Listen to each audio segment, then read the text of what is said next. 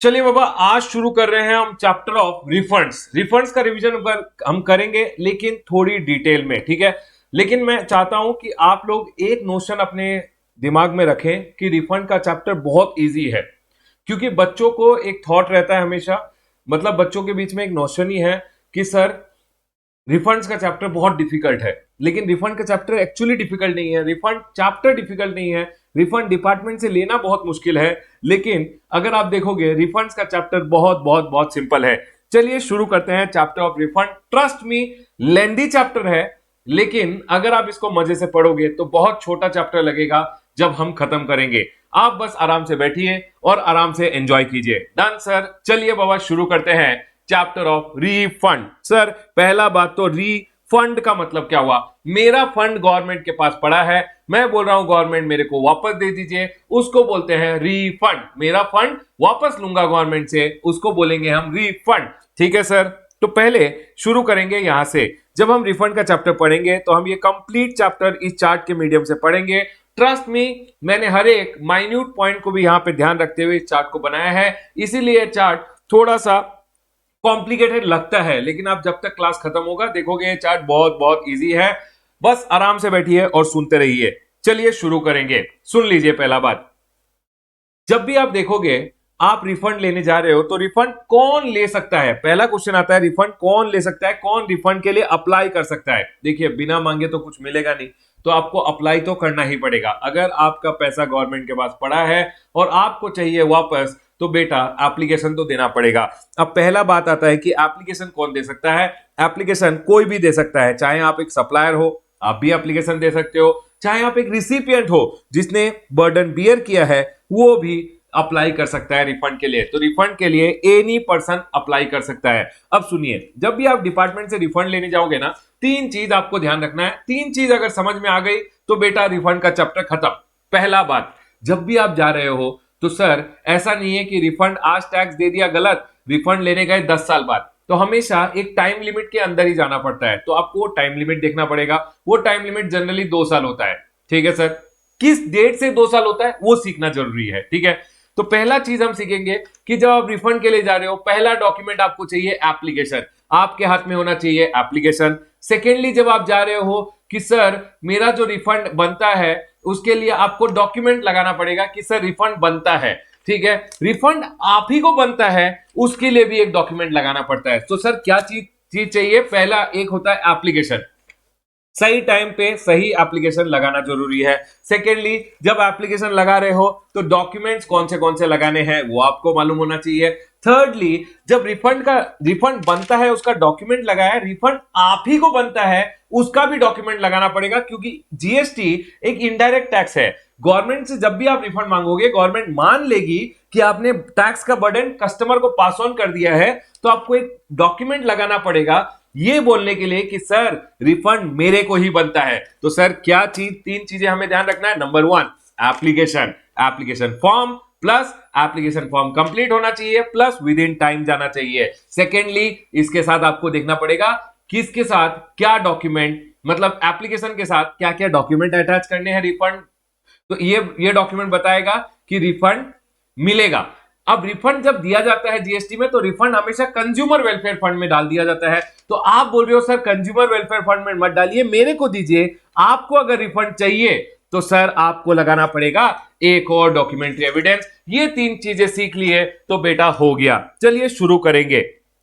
पहला बात, आप गए गवर्नमेंट के पास रिफंड मांगने, तो रिफंड मांगने हमेशा जाओगे 2 साल में जाना है। ठीक है सर, 2 साल में हम लोग रिफंड लेने जाएंगे। जब रिफंड की एप्लीकेशन लेके जाओगे, सुन लीजिए बाबा, 2 साल में जाना है, एप्लीकेशन लेके जाओगे जीएसटी RFD 01। ठीक है सर, मैं एप्लीकेशन लेके जाऊंगा। सर ये क्या एप्लीकेशन 50 साल बाद लेके जा सकता हूं? नहीं बाबा, 2 साल में जाना पड़ेगा। अब 2 साल कब से देखा जाएगा सर? ये जो एप्लीकेशन लेके जाना है ये 2 साल कब से देखा जाएगा? तो यहां मैंने रेलेवेंट डेट से देखा जाएगा 2 साल। अब ये जो रेलेवेंट डेट है ये बहुत सारे सिचुएशन में अलग अलग रेलेवेंट डेट होती है। तो सर कब कब, पहले मैंने यहां लिख दिया है कौन से सिचुएशन में आपको रिफंड मिलता है। यहां मैंने लिख दिया है कि सर इन सिचुएशंस में आपको रिफंड मिलेगा। सेकेंडली, जब सिचुएशन में रिफंड मिलेगा तो ये डेट से आपको 2 साल में जाना है, तो पहला बात तो एप्लीकेशन लेके जाओगे, सेकेंडरी डॉक्यूमेंट लेके जाओगे। तो यहां मैंने आपको बता दिया है कि 2 साल कहां से कैलकुलेट करना है, सेकेंडली क्या क्या डॉक्यूमेंट आपको अटैच करना है कि रिफंड आप ही को दिया जाएगा, एंड थर्डली रिफंड आप ही को, मतलब सेकेंडली डॉक्यूमेंट की रिफंड बनता है, थर्डली रिफंड आप ही को बनता है, उसके लिए भी एक प्रूफ ऑफ अनजस्ट एनरिचमेंट कि आप रिफंड आप ही को बनता है, उसका भी एक डॉक्यूमेंट लगाना है। तो सर चलिए शुरू करते हैं। पहला क्या बोल रहा है, कौन से सिचुएशन में आपको रिफंड मिलेगा। ठीक है, तो हर एक सिचुएशन में जब रिफंड मिलेगा, हर एक सिचुएशन के लिए अलग रेलेवेंट डेट होगा, रेलेवेंट डेट से 2 साल में एप्लीकेशन लेके जाना है, एप्लीकेशन के साथ डॉक्यूमेंट लगाना है, प्लस वो डॉक्यूमेंट भी लगाना है कि रिफंड आप ही को बनता है। चलिए शुरू करेंगे। सर अगर मैंने गुड्स एक्सपोर्ट किए तो मेरे को जाना है 2 साल में रिफंड एप्लीकेशन लेके, लेकिन रिफंड एप्लीकेशन जब लेके जाऊंगा तो 2 साल कहां से देखा जाएगा, डेट ऑन विच, अगर सी से एक्सपोर्ट किया है या एयर से एक्सपोर्ट किया है और आप मांग रहे हो जो आईजीएसटी पे करके एक्सपोर्ट किया है उसका रिफंड, तो ये बोल रहे हैं शिप और एयरक्राफ्ट जब इंडिया छोड़ के चला गया उस दिन से भाग बेटा भाग, 2 साल में रिफंड एप्लीकेशन लगा दे। सर अगर लैंड के थ्रू एक्सपोर्ट किया है तो date such goods pass the custom frontier, जिस दिन वो गुड्स कस्टम के बॉर्डर क्रॉस कर गए उसके 2 साल में आपको एप्लीकेशन लगाना है। अगर आपने पोस्ट के थ्रू एक्सपोर्ट किया है तो goods are dispatch by the post office, जिस दिन पोस्ट ऑफिस ने डिस्पैच कर दिए उसके 2 साल में एप्लीकेशन लगाना है। सर अगर मैंने एक्सपोर्ट ऑफ सर्विस किया है, सर एक्सपोर्ट ऑफ सर्विस का डेफिनेशन क्या होता है, याद कीजिए, supplier is in India, recipient is outside India, place of supply is outside India, and foreign convertible currency आपको मिल गया है, मतलब आपको अगर पेमेंट मिल गया है तो ही वो बनता है एक्सपोर्ट का, export of service. And hence इन्होंने बोला है अगर सर्विस किया है एक्सपोर्ट तो हमेशा later of date of invoice और डेट ऑफ पेमेंट, इनवॉइस आपने इशू किया, पेमेंट यहां रिसीव हुआ, जिस दिन पेमेंट मिल गया भाग बेटा भाग 2 साल में अप्लाई कर दे। सर मेरे को पेमेंट यहां मिल गया, इनवॉइस यहां इशू किया, जिस दिन इनवॉइस इशू किया उसके 2 साल में भागिए, एप्लीकेशन लगाइए। Sir supply of goods services और टू एसईजेड यूनिट और डेवलपर, एसईजेड को अगर सप्लाई किया है तो भी आपको 2 साल में अप्लाई करना है। यहां पे इन्होंने लॉ में कुछ नहीं लिखा है, लेकिन मेरे को लगता है, मेरा ओपिनियन ये है कि द डे आपने उनको दे दिया गुड्स, जिस दिन आपने एसईजेड को सप्लाई कर दिया और एसईजेड ने गुड्स को एडमिट कर लिया, उसके 2 साल में आपको जाना है और एप्लीकेशन लगाना है। ठीक है सर। डीम्ड एक्सपोर्ट का अगर केस है, डीम्ड एक्सपोर्ट का केस क्या होता है सर ये डीम्ड एक्सपोर्ट क्या होता है, डीम्ड एक्सपोर्ट अगर आप देखोगे जीएसटी में डिफाइंड है कि सर अगर आप सप्लाई कर रहे हो एक बंदे को जिसके पास है एडवांस ऑथराइजेशन तो आपकी सप्लाई को डीम्ड एक्सपोर्ट माना जाएगा। अगर आप सप्लाई कर रहे हो एक बंदे को जो ईपीसीजी ऑथराइजेशन होल्ड करता है, एक्सपोर्ट प्रमोशन कैपिटल गुड्स का ऑथराइजेशन उसके पास है, डीजीएफटी से मिला हुआ, उसको आप सप्लाई कर रहे हो तो आपकी सप्लाई को माना जाएगा डीम्ड एक्सपोर्ट। अगर आप ईओयू को सप्लाई कर रहे हो तो आपकी सप्लाई को माना जाएगा डीम्ड एक्सपोर्ट। और सर अगर bank public sector undertaking gold supply कर रहा है, बैंक या पीएसयू क्या कर रहा है, गोल्ड सप्लाई कर रहा है, किसको, जिसके पास एडवांस ऑथराइजेशन है उसको, तो उसको भी माना जाएगा, क्या माना जाएगा, deemed export. Sir deemed export किसको मानते हैं, अगर आप सप्लाई कर रहे हो एडवांस ऑथराइजेशन होल्डर को, अगर एक बंदे के पास एडवांस ऑथराइजेशन है और उसको अगर आप सप्लाई कर रहे हो तो सर आपकी सप्लाई को माना जाएगा डीम्ड एक्सपोर्ट। सर अगर E for EPCG authorisation, EPCG authorisation अगर किसी के पास है उसको आप सप्लाई कर रहे हो तो आपकी सप्लाई को बोला जाएगा, क्या बोला जाएगा सर, आपकी सप्लाई को बोला जाएगा डीम्ड एक्सपोर्ट। अगर आप सप्लाई कर रहे हो ईओयू एक्सपोर्ट ओरिएंटेड अंडरटेकिंग को तो सर उसमें भी आपकी सप्लाई को माना जाएगा डीम्ड एक्सपोर्ट।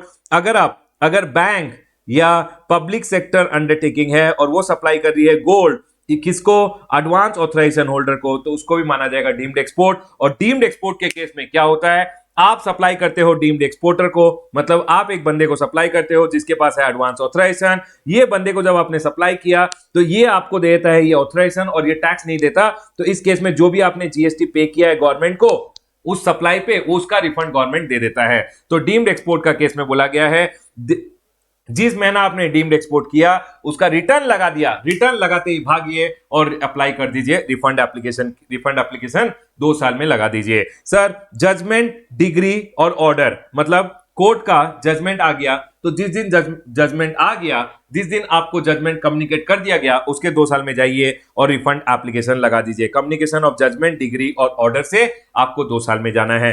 उसके बाद बोला गया है refund of unutilise ITC. Sir unutilise ITC का रिफंड 2 ही केस में मिलता है। एक होता है इन्वर्टेड ड्यूटी स्ट्रक्चर का केस कि सर आपका आउटवर्ड सप्लाई पे रेट ऑफ जीएसटी समझ लीजिए है 12%, एंड सर इनवर्ट सप्लाई पे रेट है 18%। तो इन्वर्टेड ड्यूटी स्ट्रक्चर के केस में जो भी आईटीसी होता है उसका रिफंड दिया जाता है, तो सर उसके लिए भी बोला गया है। प्लस सेकेंडली अगर आप सप्लाई कर रहे हो, समझ लीजिए मैंने एक्सपोर्ट किया, जीरो रेटेड सप्लाई किया, अंडर एलयूटी या बॉन्ड दिया है, तो जो भी आईटीसी होता है उसका रिफंड दिया जाता है। यस सर, तो एक होता है इन्वर्टेड ड्यूटी स्ट्रक्चर का केस जब मेरे को आईटीसी का रिफंड मिलता है। सेकेंडली जो अनयूटिलाइज आईटीसी होता है इन case of zero rated supply made under a bond और एलयूटी, उसका भी रिफंड दिया जाता है। तो इन्होंने यहां यही बोला है कि जब भी रिफंड ऑफ अनयूटिलाइज आईटीसी आप मांग रहे हो, due date of filing of return under section number 39, जिस महीना उस मंथ का रिटर्न लग गया उसके 2 साल में आपको एप्लीकेशन देना है। प्रोविजनली अगर टैक्स दिया है तो सर समझ लीजिए मैंने यहां पे प्रोविजनल टैक्स दिया था और यहां पे प्रोविजनल टैक्स दिया था, यहां फाइनल असेसमेंट हो गया। बाबा आपको प्रोविजनल असेसमेंट याद है? यस सर हमें याद है। प्रोविजनल असेसमेंट हुआ, आपने प्रोविजनल टैक्स दिया, उसके बाद फाइनल असेसमेंट हो गया। अब समझ लीजिए आपने दिया था 8 लाख रुपए, फाइनल असेसमेंट हुआ 6 लाख रुपए, 2 लाख रुपए का रिफंड बनता है। डिपार्टमेंट क्या करेगा, आपके 8 लाख का जो प्रोविजनल टैक्स आपने दिया था उसके अगेंस्ट ये 6 लाख को एडजस्ट करेगा। जिस दिन डिपार्टमेंट एडजस्ट कर लेगा उससे 2 साल में आपको रिफंड एप्लीकेशन डालना है। उसके बाद बोला गया है next sir date of adjustment से 2 साल में आपको रिफंड एप्लीकेशन डालना है। Person other than the supplier, मतलब समझ लीजिए रिसिपिएंट, आपको मैंने सप्लाई किया गुड्स, आपने टैक्स ज्यादा दे दिया था मेरे को और मैंने उसको गवर्नमेंट को दे दिया। अब आप बोल रहे हो मेरे को रिफंड चाहिए, आप गवर्नमेंट से रिफंड मांग रहे हो। तो अगर रिसिपिएंट मांग रहा है तो the date of receipt of goods services और बोथ, उस दिन से 2 साल में आपको एप्लीकेशन डालना है। अगर रॉन्ग क्लासिफिकेशन या एक्सेस पेमेंट कर दिया है मैंने तो the date of payment of tax, समझ लीजिए मैंने सीजीएसटी एसजीएसटी पे कर दिया गवर्नमेंट को, बाद में मेरे को पता चला ओ नो मेरे को पे करना था आईजीएसटी, तो सीजीएसटी एसजीएसटी का रिफंड लूंगा और आईजीएसटी का पेमेंट करूंगा।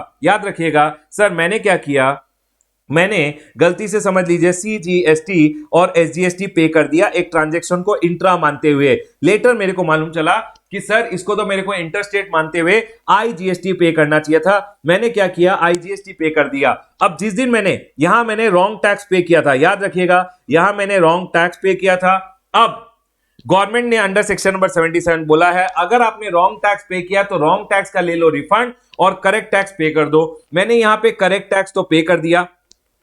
मेरा क्वेश्चन आपसे यह है अब 2 साल में मेरे को रिफंड लेना है, 2 साल कहां से देखा जाएगा, जिस दिन मैंने ये करेक्ट टैक्स पे कर दिया उसके 2 साल में मेरे को ये जो रॉन्ग टैक्स पेड था इसका रिफंड एप्लीकेशन डालना है। याद रखिएगा ये इस बार का एक अमेंडमेंट है। अमेंडमेंट मतलब इस बार उन्होंने क्लैरिफाई किया है इस बात को कि सर अगर आपने रॉन्ग टैक्स पे किया था और अब रॉन्ग टैक्स का आपको रिफंड लेना है, करेक्ट टैक्स पे करना है, जिस दिन करेक्ट टैक्स पे कर दोगे उससे 2 साल में आपको रिफंड एप्लीकेशन डालना है for the refund of the wrong tax paid. Quickly heads up देके बताइए क्या ये पॉइंट आपको क्लियर हुआ कि सर रॉन्ग टैक्स अगर मैंने दिया है उसका रिफंड एप्लीकेशन जाएगा 2 साल में from which date, from the date of correct tax payment. जिस दिन आपने करेक्ट टैक्स का पेमेंट कर दिया उससे 2 साल देखा जाएगा। बाबा एग्जाम में पूछ सकते हैं, ये रिसेंटली इन्होंने क्लैरिफाई किया है। ठीक है सर, हम ध्यान रखेंगे कि अगर रॉन्ग टैक्स पे किया है, अब करेक्ट टैक्स पे किया, जिस दिन करेक्ट टैक्स पे किया उसके 2 साल में रिफंड एप्लीकेशन डालना है। ठीक है सर, इसको आप एक काम कर सकते हो, date of payment of correct tax यहां लिख सकते हो कि जिस दिन करेक्ट टैक्स दिया उसके 2 साल में एप्लीकेशन जाएगा। अगर मैं यूआईएन होल्डर हूं तो यूआईएन होल्डर का केस में last date of the quarter in which supplies are received, एक क्वार्टर का सप्लाई जिस क्वार्टर में सप्लाईज मिला उसके लास्ट डे से 2 साल में आपको एप्लीकेशन देना है। एक्चुअली यूआईएन होल्डर के लिए सिर्फ 18 मंथ्स होता है। ठीक है सर, अब यहां पे मैंने आ जाइए सर मेरे को रेलेवेंट डेट का मालूम चल गया कि रेलेवेंट डेट कौन सा होता है, आपने बता दिया कि किस डेट से मेरे को 2 साल में जाना है। ठीक है, अब सुनिए, अब मेरे को जाना है with in 2 years. UIN holder के लिए टाइम लिमिट होता है 18 मंथ। सीएसडी कैंटीन्स वगैरह जो होती हैं उनको भी 50% ऑफ देयर इनवर्ड सप्लाई का रिफंड दिया जाता है। 50% ऑफ जो इनवर्ड सप्लाईज पे जीएसटी दिया होता है उसका रिफंड दिया जाता है सीएसडी कैंटीन्स को भी। ठीक है सर। अब सर आप क्या बोलना चाहते हो? मैं बोल रहा हूं पहले आपको सबसे पहले ध्यान रखना है कि आपको 2 साल में अप्लाई करना है। 2 साल कहां से देखा जाएगा? मैंने आपको बता दिया, अलग अलग सिचुएशन में अलग अलग डेट होता है जिससे आपको 2 साल देखना है। ठीक है सर। उसके बाद 2 साल में जब एप्लीकेशन दोगे तो एप्लीकेशन आपका जाएगा जीएसटी RFD 01। पहला बात एप्लीकेशन देना है। ठीक है सर। एप्लीकेशन सीख गए। अब सुनिए, अगर आप यूआईएन होल्डर हो तो यूआईएन होल्डर के लिए इन्होंने बोला है कि सर RFD 10 एप्लीकेशन जाएगा। कौन सा एप्लीकेशन जाएगा सर? RFD 10। दो ही एप्लीकेशन बात किया मैंने। RFD 01 हर केस में अगर यूआईएन होल्डर अप्लाई कर रहा है RFD 10 हो जाएगा, 01 की जगह 10। सर अगर सीएसडी कैंटीन वाला जा रहा है तो उसके लिए मैंने RFD 10A का यहां पे बता दिया है। ठीक है सर। याद रहेगा, आपको जनरली याद रखना है क्योंकि जनरली हमें जरूरत पड़ेगी RFD 01 की। तो मैं बोल रहा हूं कि सर मेरा केस बनता है रिफंड का और मैं RFD 01 लेके जा रहा हूं, प्लस मेरे को डॉक्यूमेंट्री एविडेंस भी साथ में लगाना पड़ेगा कि रिफंड बनता है। बोलने के लिए कि रिफंड बनता है मेरे को डॉक्यूमेंट्री एविडेंस भी लगाना पड़ेगा। पहला मैंने आपको बता दिया, एप्लीकेशन 2 साल में लेके जाना है। एप्लीकेशन का नाम RFD 01। ठीक है सर, रेडी है।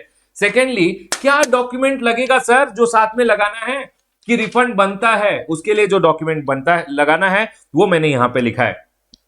अगर आपका केस है एक्सपोर्ट ऑफ गुड्स का तो याद रखिएगा आपको डॉक्यूमेंट्री एविडेंस कि रिफंड बनता है उसके लिए लगाना पड़ेगा जिसको बोला है statement containing number and date of shipping bill और बिल ऑफ एक्सपोर्ट। आपको साथ में लगाना है शिपिंग बिल या बिल ऑफ एक्सपोर्ट का एक स्टेटमेंट लगाना है जिसमें नाम and number and date of shipping bill या बिल ऑफ एक्सपोर्ट है, प्लस एक्सपोर्ट इनवॉइस का नंबर एंड डेट साथ में लगा देना है। तो सर आप क्या डॉक्यूमेंट दोगे अगर एक्सपोर्ट ऑफ गुड्स का मामला है? तो sir shipping bill, bill of export plus export invoice का डिटेल दूंगा, एक स्टेटमेंट दे दूंगा। सर अगर मेरा लैंड के थ्रू एक्सपोर्ट हुआ है सेम डॉक्यूमेंट यहां पे बोला है, अगर पोस्ट के थ्रू एक्सपोर्ट हुआ है सेम डॉक्यूमेंट यहां पे बोला है। मतलब ये जो मैंने यहां डॉक्यूमेंट बता दिया ये डॉक्यूमेंट आपको देना है एक्सपोर्ट ऑफ गुड्स के मामले में। ठीक है सर।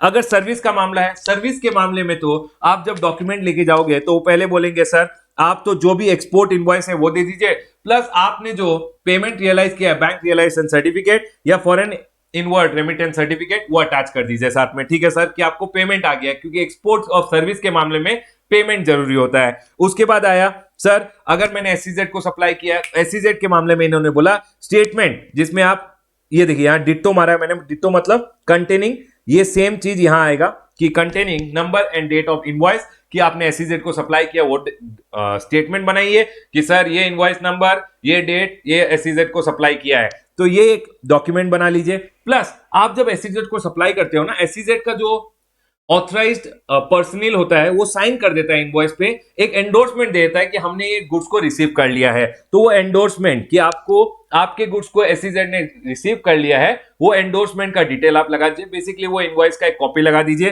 प्लस पेमेंट कि सर एससीजेड को सप्लाई किया है, अगर सर्विस तो पेमेंट रिसीव हो गया है उसका भी आप एक प्रूफ दे दीजिएगा, payment details. Next, deemed export के मामले में क्या चाहिए sir? A statement containing number and date of invoice. ये तो सिंपल सा है, स्टेटमेंट में number and date of invoice जो जो आपने सप्लाई किया डीम्ड एक्सपोर्ट सप्लाई है, plus other document which are notified. Other document notified मतलब सर देखिए यहां नीचे लिख दिया मैंने। सर क्या है ये अदर डॉक्यूमेंट नोटिफाइड? सुनिए, मैंने अगर एक बंदे को सप्लाई किया है जो एडवांस ऑथराइजेशन होल्ड करता है या ईपीसीजी ऑथराइजेशन होल्ड करता है, तो गवर्नमेंट ने बोला रमेश तूने जो इसको सप्लाई किया तो इसके ज्यूरिसडिक्शनल टैक्स ऑफिसर से एक डॉक्यूमेंट ले ले कि इन्होंने गुड्स को रिसीव कर लिया है। तो यही बोला है कि sir acknowledgement by the jurisdictional tax officer of the advance authorization और ईपीसीजी होल्डर कि सर उन्होंने गुड्स को रिसीव कर लिया है, ये एक डॉक्यूमेंट आपको चाहिए। तो अगर आप अप्लाई कर रहे हो रिफंड के लिए ऑन योर डीम्ड एक्सपोर्ट, जो भी डीम्ड एक्सपोर्ट आपने किया है, नंबर 1 आपको चाहिए statement containing the number and date of invoice. Secondly sir इन्होंने जो गुड्स को रिसीव कर लिया है अपने प्रेमाइस में उसका डिटेल, या अगर आपने सप्लाई किया एक्सपोर्ट ओरिएंटेड यूनिट को तो एक्सपोर्ट ओरिएंटेड यूनिट क्या करता है, टैक्स इनवॉइस में साइन करके दे देगा कि सर हमने गुड्स को रिसीव कर लिया है, वो इनवॉइस आप साथ में अटैच कर दीजिए। यही बोला है यहां पे, देखिए tax invoice signed by the EOU that supplies have been received। तो सर कि उनको सप्लाई रिसीव हो गया है, ईपीसीसी होल्डर, एडवांस ऑथराइजेशन होल्डर, उनको सप्लाई रिसीव हो गया है, उसका प्रूफ देना पड़ेगा। या अगर एक्सपोर्ट ओरिएंटेड यूनिट है तो एक्सपोर्ट ओरिएंटेड यूनिट ने गुड्स को रिसीव कर लिया है, टैक्स इनवॉइस पे साइन किया है, वो टैक्स इनवॉइस का एक कॉपी लगा दीजिए। प्लस ये जो लोग हैं, ये लोग को एक अंडरटेकिंग देना पड़ेगा कि सर इन्होंने हमें जो सप्लाई किया है उस सप्लाई का हम आईटीसी भी नहीं लेंगे और उस सप्लाई का हम रिफंड क्लेम नहीं करेंगे, इस बंदे को रिफंड लेने दीजिए, हम इसका आईटीसी भी नहीं लेंगे सप्लाई का और इसका रिफंड भी नहीं लेंगे। ये एक अंडरटेकिंग भी इनको देना पड़ेगा। क्या लिखा है देखिए, undertaking by the recipient that no ITC has been availed and he shall not file refund application also. ये साथ में आपको डॉक्यूमेंट लगाना पड़ेगा। सर अगर समझ लीजिए कोर्ट का ऑर्डर आया या अपीलेट अथॉरिटी का ऑर्डर आया और मेरे को रिफंड बनता है, तो बेटा एक काम कर, reference number of the order लगा दे plus copy of the order लगा दे प्लस पहला तो reference number of the order plus copy of the order जो पास किया गया है by the appellate authority, high court, supreme court जो भी है, प्लस और reference number of payment of pre deposit, आपने जो प्री डिपॉजिट किया था उसका रेफरेंस नंबर दे दीजिए। सर अगर अनयूटिलाइज्ड आईटीसी का रिफंड मांग रहा हूं, statement containing number and date of invoices received and issued, जो भी आपको इनवॉइसेस मिले हैं और जो भी इनवॉइसेस इशू किए उसका एक स्टेटमेंट दीजिए। सर अगर प्रोविजनली पेड टैक्स था तो ये बोल रहे हैं reference number and copy of the final assessment order, final assessment order आया उसका कॉपी है वो लगा दीजिए। सर उसके बाद बोला गया है रॉन्ग क्लासिफिकेशन और एक्सेस पेमेंट, अगर आपने ज्यादा पेमेंट कर दिया था तो एक स्टेटमेंट बनाइए जिसमें आप दिखाइए कि सर ये ट्रांजैक्शन था, मैंने सीजीएसटी एसजीएसटी मानते इंट्रा स्टेट मानते हुए सीजीएसटी एसजीएसटी पे किया था, अब इंटर स्टेट मान रहा हूं, सर ये रिफंड बनता है वगैरह का एक स्टेटमेंट लगा दीजिए। सर अगर मैं हूं एक यूआईएन होल्डर तो मेरे को अगर रिफंड लेना है, यूआईएन होल्डर सिंपल है, स्टेटमेंट ऑफ इनवर्ड सप्लाई देता है इन जीएसटीआर 11 और उसको रिफंड मिल जाता है। ठीक है सर, तो मैंने आपको बता दिया डॉक्यूमेंट्री एविडेंस क्या क्या लगाना है। पहला बात आपको ध्यान रखना है, नंबर 1 रिफंड एप्लीकेशन जाएगा 2 साल में। 2 साल कब से देखा जाएगा? रेलेवेंट डेट से। तो आपको रेलेवेंट डेट मैंने बता दिया, अलग अलग सिनारियो में अलग अलग रेलेवेंट डेट है। ठीक है सर, पॉइंट क्लियर है? यस सर, पॉइंट क्लियर है। रेलेवेंट डेट आपने बता दिया, अलग अलग सिनारियो का अलग अलग रेलेवेंट डेट। उससे 2 साल में आपको जाना है अपना एप्लीकेशन लेके, 2 साल के अंदर जाना है एप्लीकेशन लेके।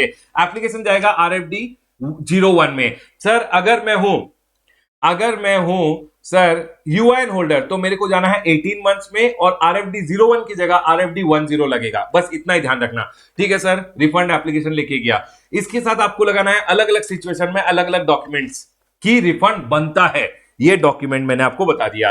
थर्डली कि सर रिफंड मेरे को ही बनता है, कोई अनजस्ट एंडिचमेंट नहीं है, उसके लिए भी एक डॉक्यूमेंट लगाना पड़ेगा कि सर कोई अनजस्ट एंडिचमेंट नहीं है, वो एक डॉक्यूमेंट लगाना पड़ेगा।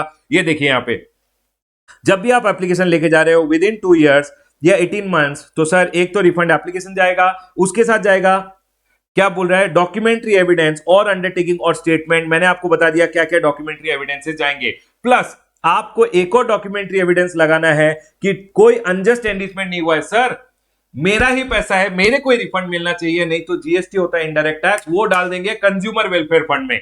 तो यहां बोला गया है कि सर अगर रिफंड, क्या डॉक्यूमेंट्री एविडेंस लगाओ कि ये रिफंड मेरे को ही बनता है बोलने के लिए? इन्होंने बोला रिफंड अगर लेस देन 2 लाख रुपीस है तो सेल्फ डिक्लेरेशन लगा देना बेटा, कोई बात नहीं। अगर refund greater than equal to 2 lakh rupees है तो सीए सर्टिफिकेट, सीए मतलब चार्टर अकाउंटेंट या कॉस्ट अकाउंटेंट का सर्टिफिकेट लगाना पड़ेगा आपको। ठीक है सर, पॉइंट क्लियर है? मैंने आपको क्या बोला अभी तक? मैंने बोला आप जब भी जा रहे हो रिफंड के लिए, पहला होता है रेलेवेंट डेट। मैंने आपको बताया अलग अलग सिचुएशन में अलग अलग रेलेवेंट डेट मैंने आपको बता दिया। सर रेलेवेंट डेट से आपको 2 साल में जाना है, 2 इयर्स में जाओगे? यस सर, एप्लीकेशन लेके जाऊंगा। एप्लीकेशन मैंने आपको बोला RFD 01, यूआईएन होल्डर के लिए 10।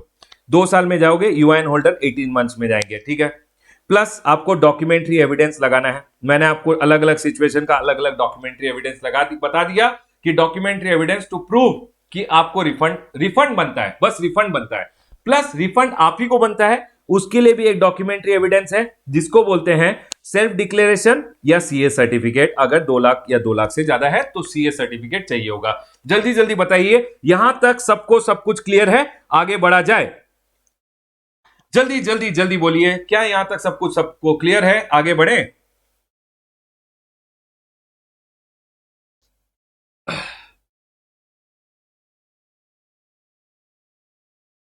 यस सर, जल्दी जल्दी जल्दी बोलिए।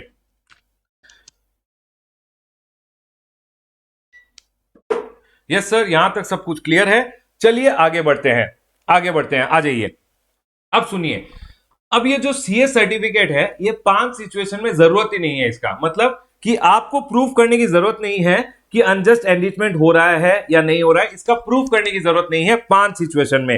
Proof of unjust enrichment is not applicable in the following situation, ये 5 सिचुएशन बोला गया है। सेक्शन नंबर 54(8) बोलता है कि इन 5 सिचुएशन में आपको कोई प्रूफ देने की जरूरत नहीं है। सर ये क्या 5 सिचुएशन है? सेक्शन नंबर 54(8) बोलता है tax paid on export of good services और बोथ, और इनपुट एंड इनपुट सर्विसेज। सुनिए, अगर आप एक्सपोर्ट कर रहे हो तो सर एक्सपोर्ट करने पे टैक्स पेड ऑन एक्सपोर्ट जो भी था सर, उस ऑफ गुड सर्विसेज और बोथ, जो भी आपने टैक्स दिया था उसके लिए आपको कोई रिफंड के लिए अनजस्ट एनरिचमेंट का प्रूफ लगाने की जरूरत नहीं है। उसके बाद बोला है अनयूटिलाइज आईटीसी। अनयूटिलाइज आईटीसी जो होता है उसके लिए भी कोई प्रूफ लगाने की जरूरत नहीं है। अनयूटिलाइज आईटीसी आपको 2 ही केसेस में रिफंड मिलता है। सुनिए, पहला पॉइंट क्या था sir? Tax paid on export of good services और बोथ। एक सेकेंड आ जाइए आप सेक्शन नंबर 54 सबसेक्शन 8 में। Section number 54 subsection 8, 1 minute.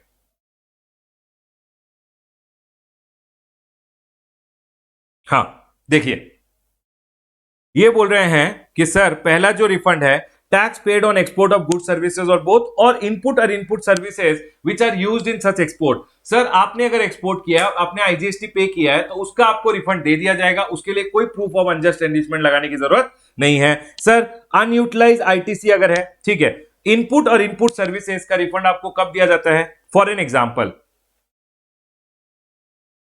मैंने अगर एक्सपोर्ट किया और एक्सपोर्ट करने पे मैंने आईजीएसटी पे किया है, तो अगर आपको याद होगा तो ये आईजीएसटी का आपको रिफंड दिया जाता है। यस सर, तो यही बोला है कि इस आईजीएसटी रिफंड के लिए कोई अनजस्ट एनरिचमेंट का प्रूफ करने की जरूरत नहीं है, आपको रिफंड दिया जाएगा। ठीक है सर, अगर मैंने एक्सपोर्ट किया है, अगर मैंने एक्सपोर्ट किया है और सर मैंने input and input services purchase किए थे, तो उसके आईटीसी का रिफंड के लिए भी मेरे को कोई अनजस्ट एनरिचमेंट का प्रूफ देने की जरूरत नहीं है। ठीक है सर, ये पॉइंट हो गया। उसके बाद अगर आपको याद है कि सर अगर आप सप्लाई कर रहे हो, समझ लीजिए यहां सेकेंडली देखिए, सेकेंडली क्या बोला है? Unutilise ITC under section number 54(3). Section number 54(3) unutilise ITC की बात करता है। तो सर अगर समझ लीजिए आपने एक्सपोर्ट किया, एक्सपोर्ट पे तो इनपुट एंड इनपुट सर्विसेज जो भी होगा उसका आपको आईटीसी का रिफंड दे दिया जाएगा। ये तो पॉइंट नंबर 1 में ही कवर्ड हो गया है। पॉइंट नंबर 2 बेसिकली कवर कर रहा है कि अगर आपने एससीजेड को सप्लाई किया है और सर उसका जो इनपुट एंड इनपुट सर्विसेज है उसका रिफंड अगर आप मांग रहे हो, तो उसके लिए भी अनजस्ट एनरिचमेंट एप्लीकेबल नहीं होगा। ठीक है सर, उसमें भी कोई अनजस्ट एनरिचमेंट एप्लीकेबल नहीं होगा। बेसिकली आपको कोई प्रूफ वगैरह देने की जरूरत नहीं है। अब सुनिए मेरा बात, अगर आप कर रहे हो एक्सपोर्ट, सुनिए, अगर आप कर रहे हो एक्सपोर्ट, एक होता है export on payment of IGST, ठीक है, एक होता है एक्सपोर्ट जिसमें आप एलयूटी दे देते हो और आईटीसी का रिफंड मांगते हो। ठीक है, ITC of input and input services का रिफंड मांगते हो। इन दोनों ही केसेस में अनजस्ट एनरिचमेंट एप्लीकेबल नहीं होगा, यही बोला है इन्होंने। ये पहला ही के पॉइंट में कवर हो गया है। ठीक है सर, ये पहला पॉइंट में कवर कर लिया इन्होंने। उसके बाद क्या है, सेकेंड पॉइंट किसको कवर कर रहा है? सेकेंड पॉइंट बेसिकली एससीजेड को अगर आपने सप्लाई किया ऑन आईजीएसटी पेमेंट, इसको कवर कोई नहीं कर रहा है, इसमें अनजस्ट एनरिचमेंट एप्लीकेबल होगा। कवर कर रहा है कि एससीजेड को आपने अगर सप्लाई किया है अंडर एलयूटी और इनपुट एंड इनपुट सर्विसेज का आप रिफंड मांग रहे हो, तो सर उसमें भी जो आईटीसी है उसका जब आप रिफंड मांग रहे हो, कोई अनजस्ट एनरिचमेंट एप्लीकेबल नहीं होगा, आपको रिफंड दे दिया जाएगा, आपको कोई प्रूफ वगैरह देने की जरूरत नहीं है। उसके बाद आ रहा है, ठीक है सर, नेक्स्ट आ जाइए, टैक्स पेड ऑन एडवांसेस। आपने मेरे को एडवांस दिया, मैंने टैक्स गवर्नमेंट को दे दिया, आपको मैंने रिफंड कर दिया, गवर्नमेंट को मेरे को रिफंड करना है, उस केस में भी कोई अनजस्ट एनरिचमेंट प्रूव करने की जरूरत नहीं है। यही बोला गया है, tax paid on advance, no invoice issued, और रिफंड बेसिकली क्या किया, इनवॉइस मैंने इश्यू नहीं किया एंड रिफंड वाउचर आपको दे दिया, तो इस केस में क्या होगा, मैंने आपको रिफंड किया, गवर्नमेंट मेरे को टैक्स रिफंड कर देगा, मेरे को कोई अनजस्ट एनरिचमेंट प्रूव करने की जरूरत नहीं है। Tax paid in pursuance of section number 77, मैंने गवर्नमेंट को रॉन्ग टैक्स दे दिया, रॉन्ग टैक्स दिया, अब गवर्नमेंट से रॉन्ग टैक्स का रिफंड लूंगा, करेक्ट टैक्स दे दूंगा, तो इस केस में भी रॉन्ग टैक्स का जब रिफंड मांग रहा हूं मैंने इंट्रा स्टेट मानते हुए सीजीएसटी एसजीएसटी दे दिया था, अब सीजीएसटी एसजीएसटी का रिफंड मांग रहा हूं, आईजीएसटी पे करूंगा गवर्नमेंट को, जब सीजीएसटी एंड एसजीएसटी का रिफंड मांगूंगा कोई अनजस्ट एनरिचमेंट का प्रूफ देने की जरूरत नहीं है। Sir tax and interest borne by notified class of person, अगर कोई एप्लीकेंट है जिसको नोटिफाई कर दिया गया है उस केस में भी कोई अनजस्ट एनरिचमेंट का प्रूफ देने की जरूरत नहीं है। ठीक है सर, मैंने अभी तक आपको क्या पढ़ाया, मैंने बोला कि सर अगर आप एप्लीकेशन देना चाहते हो, एप्लीकेशन देगा एक एप्लीकेंट सप्लायर भी हो सकता है, रिसिपिएंट भी हो सकता है, it can be any person. जब भी वो एप्लीकेशन देगा तो रेलेवेंट डेट से देगा, रेलेवेंट डेट से कितने दिनों में देगा, 2 इयर्स में देगा, 2 इयर्स में जब देगा तो एप्लीकेशन लगाएगा सर जीएसटी RFD 01, अगर वो सर यूआईएन होल्डर होगा तो यूआईएन होल्डर जाएगा 18 मंथ्स में RFD 10 में एप्लीकेशन लगाएगा। ठीक है सर, पॉइंट क्लियर है। जब आप एप्लीकेशन लगा रहे हो डॉक्यूमेंट्री एविडेंस लगाना पड़ेगा, मैंने आपको डिफरेंट सिचुएशन में क्या डॉक्यूमेंट्री एविडेंस चाहिए वो बता दिया। ये डॉक्यूमेंट्री एविडेंस होता है कि रिफंड बनता है, प्लस रिफंड आप ही को बनता है उसके लिए भी एक डॉक्यूमेंट्री एविडेंस होता है जो सेल्फ सर्टिफिकेट होता है, प्लस सेल्फ सर्टिफाइड एक सर्टिफिकेट देना होता है, या आपको सीए सर्टिफिकेट लगाना पड़ेगा अगर अमाउंट 2 इयर्स, अमाउंट अगर 2 लाख या अबव 2 लाख रुपीस है तो। ठीक है सर, ये डॉक्यूमेंट्री एविडेंस एप्लीकेबल नहीं होता है अगर आपका केस फॉलो रहा है सेक्शन नंबर 54 सबसेक्शन 8 में, जिसमें आपको मैंने 5 सिराने बता दिया, उसमें अनजस्ट एनरिचमेंट का कोई प्रूफ देने की जरूरत नहीं है, मतलब ये प्रूफ देने की कोई जरूरत नहीं है। ठीक है सर, यहां तक पॉइंट क्लियर है। अब सुनिए, यहां आप एक रजिस्टर्ड पर्सन हो, आपने एप्लीकेशन दिया, जब भी आप एप्लीकेशन देते हो याद रखिएगा, चाहे आप ई कैश लेजर से रिफंड मांग रहे हो या ई क्रेडिट लेजर से रिफंड मांग रहे हो, हमेशा जब भी आप रिफंड मांगोगे तो आपके ई कैश लेजर या ई क्रेडिट लेजर जिससे भी आप रिफंड मांग रहे हो, जिसका भी आप रिफंड मांग रहे हो, उसको डेबिट कर दिया जाता है। जितना अमाउंट का रिफंड मांगोगे उतना अमाउंट कम कर दिया जाएगा। रिफंड दे दिया तो आपके बैंक अकाउंट में आ गया, अगर रिफंड नहीं मिला तो रिक्रेडिट कर दिया जाता है इन द ई कैश और ई क्रेडिट लेजर। यही बोला है मैंने।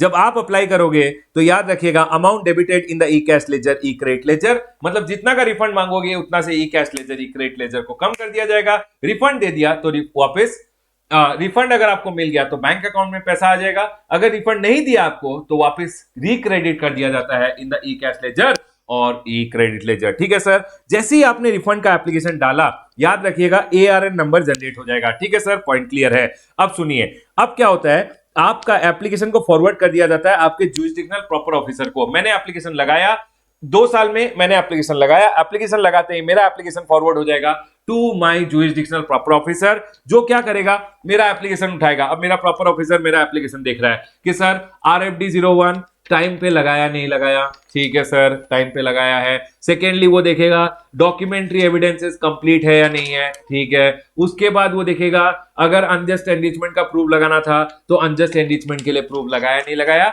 वो ये सारा चेक करेगा। कितने दिनों में चेक करेगा सर? 15 दिनों में चेक करेगा। जब मेरा ऑफिसर एक बार ये चेक कर लेता है, अगर ऑफिसर को सब कुछ कंप्लीट लगा, सुन लीजिए, तो वो एक एक्नॉलेजमेंट दे देगा in GST RFD 02 indicating the date of filing of the claim. जिस दिन आपने क्लेम फाइल किया था वो डेट डाल के बोलेगा कि हाँ इसका एप्लीकेशन कंप्लीट है, तो 15 दिन में वो आपको एक एक्नॉलेजमेंट दे देगा कि आपके एप्लीकेशन कंप्लीट आ चुकी है। अब सुनिए सर, अगर मैंने एप्लीकेशन दिया, हाँ ये तो ठीक है, डॉक्यूमेंट सर थोड़ा कम दिया है आपने, तो अगर उसको कोई भी डेफिशिएंसी लगा, अगर एप्लीकेशन इनकम्प्लीट है, रूल नंबर 90 बेसिकली डील करता है, अगर एप्लीकेशन इनकम्प्लीट है, रूल नंबर 90 डील करता है एक्नॉलेजमेंट से। अगर एप्लीकेशन इनकम्प्लीट है तो वो आपको दे देगा डेफिशिएंसी मेमो इन RFD 03, और जो अमाउंट आपका डेबिट कर दिया था e cash ledger e credit ledger में, वो रिक्रेडिट कर देगा। Amount recredited to e cash ledger e credit ledger. आपको जब वो एक डेफिशिएंसी मेमो देगा ना, उसमें बोल देगा कि क्या क्या कमियां हैं, कमियां को पूरा कीजिए और फिर से एक रिफंड एप्लीकेशन डाल दीजिए। तो सर मैंने आपको क्या बोला अभी तक? मैंने आपको बोला, जल्दी जल्दी जल्दी बोलिए, मैंने आपको बोला कि रेलेवेंट डेट होता है, रेलेवेंट डेट से 2 साल में आपको एप्लीकेशन लगाना है। एप्लीकेशन जब लगाओगे, एप्लीकेशन लगेगा RFD 01 में, प्लस डॉक्यूमेंट्री एविडेंस लगाना है, मैंने बता दिया documentary evidence, plus documentary evidence लगाना है कि रिफंड आप ही को बनता है। कुछ 5 केसेस है जिसमें डॉक्यूमेंट्री एविडेंस लगाने की जरूरत नहीं है, ठीक है सर। जब मैंने एप्लीकेशन फाइल किया तो ARN number, application reference number generate हो जाएगा, प्लस जो भी अमाउंट है वो डेबिट कर दिया जाएगा आपका ई कैश लेजर या ई क्रेडिट लेजर जिससे आप रिफंड मांग रहे हो। ठीक है सर। अब क्या होगा, अब आपके ऑफिसर को 15 दिन दिए जाएंगे।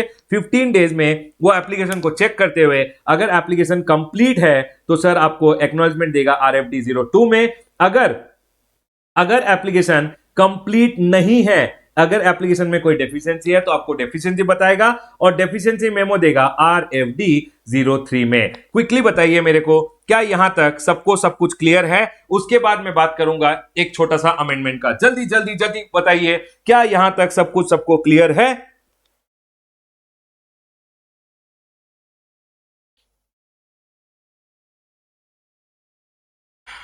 यस सर, यहां तक क्लियर है। चलिए आगे बढ़ते हैं, आ जाइए। अब सुनिए, आपको एप्लीकेशन देना था 2 साल में, ठीक है सर। समझ लीजिए मेरा date of payment of tax है ये, रेलेवेंट डेट समझ लीजिए, date of payment of tax 1 जनवरी है। क्या है सर? 1 जनवरी 2019 है। आप मेरे को बताइए 2 साल यहां से कैसे देखे जाएंगे? सर 2 साल यहां से देखेंगे वो होगा 31 दिसंबर 2019 एंड फिर होगा 31 दिसंबर 2020। ये 2 साल में मेरे को रिफंड एप्लीकेशन लगाना है, ठीक है सर। अब सुनिए, ये अमेंडमेंट है, ध्यान रखिएगा। मेरे को 2 साल में रिफंड एप्लीकेशन लगाना था। मैंने क्या किया, मैंने रिफंड एप्लीकेशन लगाया 25 तारीख को, 25 दिसंबर को, मतलब 2 साल कंप्लीट होने से 5 दिन पहले मैंने रिफंड एप्लीकेशन लगाया। यहां पे एप्लीकेशन डाला मैंने। अब क्या हुआ, 5 जनवरी 2021 को डेफिशिएंसी मेमो आ गया। डेफिशिएंसी मेमो आ गया। याद रखिए, जब भी आपका डेफिशिएंसी मेमो आता है, अब आपको फ्रेश एप्लीकेशन लगाना होगा। पुराना एप्लीकेशन को आप ठीक नहीं कर सकते। तो मेरा क्वेश्चन आपसे यह है, क्या अब आप फ्रेश एप्लीकेशन फाइल कर सकते हो? क्या आपके पास टाइम बचा है? सर 2 साल का टाइम लिमिट तो यहां खत्म हो गया। मैंने जो एप्लीकेशन दिया था वो एप्लीकेशन तो ऑफिसर ने रिजेक्ट करते हुए डेफिशिएंसी मेमो इशू कर दिया। अब मैं क्या करूं? तो गवर्नमेंट ने एक नया थॉट लाया यहां पे कि सर कोई बात नहीं, आपने रिफंड एप्लीकेशन कब लगाया था? 25 से लेके 5 जनवरी तक कितने दिन चले गए? 26, 27, 28, 29, 30, 31, 1, 2, 3, 4, 5, 12 दिन आपको एक्स्ट्रा दे देंगे। बोल रहे हैं 26, 27, 28, 29, 30, 31, 1, 2, 3, 4, 5, 5 तारीख तक का जो डेट था, 12 दिन का जो टाइम पीरियड था, वो आपको और दे दिया जाएगा। बेसिकली ये जो टाइम पीरियड है ये 2 साल में कैलकुलेट नहीं किया जाएगा। मतलब आपने यहां पे एप्लीकेशन फाइल किया और यहां पे डेफिशिएंसी मेमो आ गया, तो ये बोल रहे हैं कोई बात नहीं, ये जो 12 दिन का टाइम लिमिट है ये आपको एक्स्ट्रा दे देंगे और अब आप फ्रेश रिफंड एप्लीकेशन RFD 01 और एक बार फाइल कर सकते हो। वही बोला गया है यहां पे कि सर अगर समझ लीजिए नाउ फ्रेश एप्लीकेशन आपको लगाना है। अब ये जो लिमिटेशन पीरियड था, limitation period of 2 years for filing refund application to exclude the time period from filing RFD 01 to the date of communication of RFD 03। Quickly बताइए मेरे को एक बार कमेंट करके कि सर क्या ये पॉइंट आप सबको क्लियर हुआ जो मैंने आपको एक्सप्लेन किया अभी अभी, कि सर एक बार एप्लीकेशन डाल दिया, अगर एक्सेप्ट हो गया तो वेरी गुड, लेकिन अगर एप्लीकेशन रिजेक्ट हो गया तो ये जो टाइम पीरियड होता है इसको 2 साल में इंक्लूड नहीं किया जाता है, आपको एडिशनली 2 साल का टाइम पीरियड दे दिया जाएगा। क्या ये पॉइंट सबको क्लियर है? जल्दी जल्दी जल्दी बताइए, आगे बढ़ा जाए। यस सर, ये पॉइंट क्लियर है। ध्यान रखिएगा, ये अमेंडमेंट है। पहला अमेंडमेंट क्या है? ये अमेंडमेंट था कि अगर रॉन्ग टैक्स दिया था, अब करेक्ट टैक्स दे दिया है, जिस दिन करेक्ट टैक्स दिया उसके 2 साल में आपको एप्लीकेशन फाइल करना है। सेकेंड अमेंडमेंट में आपको बता दिया डेफिशिएंसी मेमो के बारे में। ठीक है सर, पॉइंट क्लियर हो गया है। चलिए आगे बढ़ते हैं। अब सुनिए, यहां आपका रेलेवेंट डेट से 2 साल में आपने एप्लीकेशन डाला, ठीक है, एप्लीकेशन यहां तक आया, एप्लीकेशन समझ लीजिए कंप्लीट है। अब अगर आपका एप्लीकेशन कंप्लीट है तो याद रखिएगा, हमेशा अगर आपका एप्लीकेशन कंप्लीट है, आपने रेलेवेंट डेट से यहां एप्लीकेशन लगाया 2 साल में, रेलेवेंट डेट था ये, रेलेवेंट डेट से आपने 2 years में लगाया एप्लीकेशन।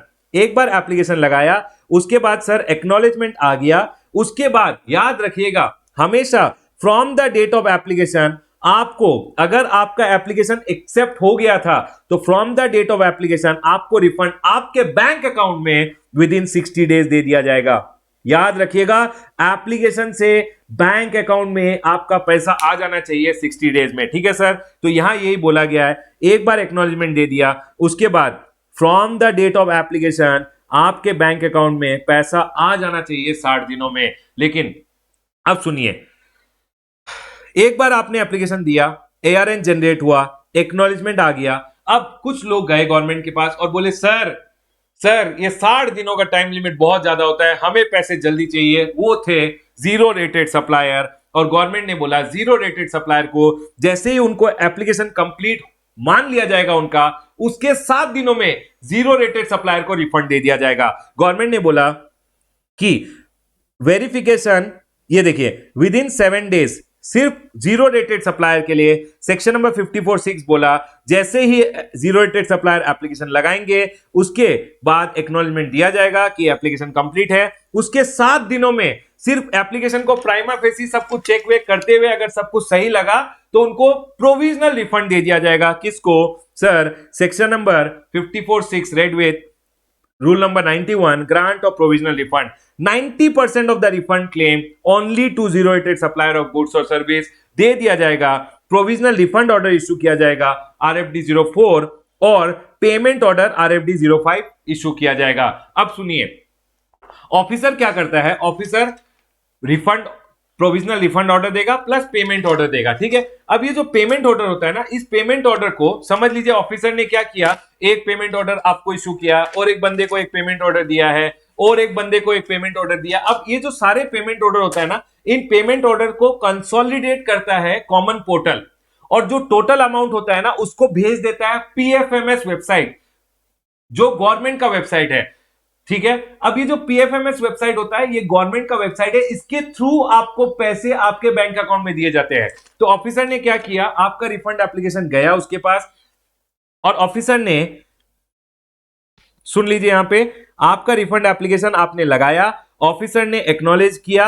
अब अगर आप हो जीरो रेटेड सप्लायर तो with in 7 days prima facie examination करते हुए 90% ऑफ द रिफंड आपको दे देंगे और ऑफिसर इशू कर देगा पेमेंट ऑर्डर। अब पेमेंट ऑर्डर ऑफिसर दे देगा तो ये होगा प्रोविजनल रिफंड ऑर्डर प्लस ये पेमेंट ऑर्डर। इन पेमेंट ऑर्डर का पेमेंट ऑफिसर नहीं करता, इन पेमेंट ऑर्डर को कंसोलिडेट करता है कॉमन पोर्टल, और कंसोलिडेट करते हुए कॉमन पोर्टल भेज देता है इन पेमेंट ऑर्डर को। पोर्टल क्या करता है? कंसोलिडेट करता है सारे पेमेंट ऑर्डर, जितने पेमेंट ऑर्डर एक दिन में बने उनको कंसोलिडेट करके भेज देता है public financial management system PFMS website. ये गवर्नमेंट की वेबसाइट है और गवर्नमेंट की वेबसाइट से आपको पैसे आपके बैंक अकाउंट में दे दिए जाते हैं। 7 दिन में प्रोविजनल रिफंड ऑर्डर पास किया, पेमेंट ऑर्डर पास किया, 2-4 दिन में पैसे आ जाएंगे आपके बैंक अकाउंट में, ठीक है सर, समझ गए। अब आ जाइए सर, अगर ऑफिसर सेटिस्फाइड है प्राइमा फेसी एग्जामिनेशन में कि 90% क्या पूरा रिफंड दे दो, तो वह क्या करेगा? पूरा रिफंड दे देगा, प्रोविजनल रिफंड नहीं देगा, पूरा रिफंड दे देगा। फाइनल सैंक्शन ऑर्डर RFD 06 में इशू करेगा। हमेशा याद रखिएगा, रिफंड का sanction order, provisional refund sanction order RFD 05, payment order RFD 04 and payment order 05। लेकिन अगर फाइनल सैंक्शन करता है तो RFD 06 and payment order RFD 05 में बनेगा, और सर वो पेमेंट ऑर्डर के बेसिस पे PFMS वेबसाइट आपके बैंक अकाउंट में पैसे दे देगी। ये एक पॉइंट बहुत जरूरी है, याद रखिएगा। No provisional refund if person is prosecuted for any offence during any immediate preceding 5 years and tax immediate exceeds ₹250 lakh. अगर आपको प्रोसिक्यूट किया गया था, किसके लिए सर? एक ऑफेंस के लिए, during any immediate preceding 5 years, तो आपको, और अमाउंट कितना था? 250 लाख से ज्यादा का था, तो आपको कोई रिफंड वगैरह प्रोविजनली नहीं दिया जाएगा। हमेशा सारा चेकिंग करके फाइनल रिफंड दिया जाएगा, क्योंकि आप तो हो चोर, तो इसलिए बोल रहे हैं कि सर फाइनल रिफंड ही दिया जाएगा आपको, प्रोविजनल रिफंड वगैरह नहीं दिया जाएगा। चलिए अब सुन लीजिए मैंने आपको क्या बोला। अभी तक हम कहां पहुंचे हैं सर? अभी तक हम पहुंचे हैं कि रेलेवेंट डेट होता है, रेलेवेंट डेट से 2 years में हम करेंगे क्या? 2 years में हमको देना है एप्लीकेशन। यस सर, एप्लीकेशन देना है। जब एप्लीकेशन देंगे, सुन लीजिए, जब एप्लीकेशन देंगे, एप्लीकेशन जाएगा RFD 01 में, along with that documentary evidence देंगे, अलग अलग सिचुएशन, अलग अलग documentary evidence plus documentary evidence to prove कि कोई अनजस्ट एनरिचमेंट नहीं है, ठीक है सर। अनजस्ट एंगेजमेंट का प्रूफ 5 केसेस में एप्लीकेबल नहीं है, ये भी मैंने आपको बता दिया, इंपॉर्टेंट है, ध्यान रखिएगा। आपने एप्लीकेशन दे दिया, एआरएन नंबर जनरेट हो जाएगा और अमाउंट जो भी है वो आपके ई cash ledger, e credit ledger से अगर आपने रिफंड मांगा है डेबिट हो जाएगा। उसके 15 दिन में आपको दे दिया जाएगा एक्नॉलेजमेंट। एक बार एक्नॉलेजमेंट आ गया या सर डेफिशिएंसी मेमो दे दिया जाएगा। ठीक है सर, ध्यान रखिएगा, अगर डेफिशिएंसी मेमो आया है तो नया एप्लीकेशन ही डालना पड़ेगा। ठीक है सर, अगर एक्नॉलेजमेंट दे दिया RFD 02 में, उसके बाद इन्होंने बोला कि सर अब 7 दिनों में अगर आप हो, कौन सर, अगर आप हो जीरो रेटेड सप्लायर तो आपको प्रोविजनल रिफंड ऑर्डर RFD 04 में आएगा और पेमेंट ऑर्डर RFD 05 में आएगा। ये payment order common portal consolidate करके कंसोलिडेटेड पेमेंट एडवाइस भेजती है किसको? PFMS गवर्नमेंट की वेबसाइट को, और गवर्नमेंट की वेबसाइट से आपके बैंक अकाउंट में पैसे आ जाते हैं। ठीक है सर, मतलब 7 दिनों में अगर पेमेंट ऑर्डर आ गया तो 2-3 दिन में आपके बैंक अकाउंट में पैसे भी आ जाएंगे। ठीक है सर, अगर ये प्रोविजनली रिफंड नहीं देना है, इनको लग रहा है कि सब कुछ सही है, तो ये क्या करेंगे, रिफंड ऑर्डर दे देंगे। रिफंड ऑर्डर RFD 06 में देंगे और पेमेंट ऑर्डर देंगे RFD 05 में। उसका एक कंसोलिडेटेड पेमेंट एडवाइस, सारे पेमेंट ऑर्डर्स का एक कंसोलिडेटेड पेमेंट एडवाइस बनता है, वो PFMS वेबसाइट पे जाता है और PFMS वेबसाइट से आपके बैंक अकाउंट में पैसे आ जाते हैं। क्विकली बोलिए, यहां तक सबको 100% सब कुछ क्लियर है? आगे बढ़ा जाए।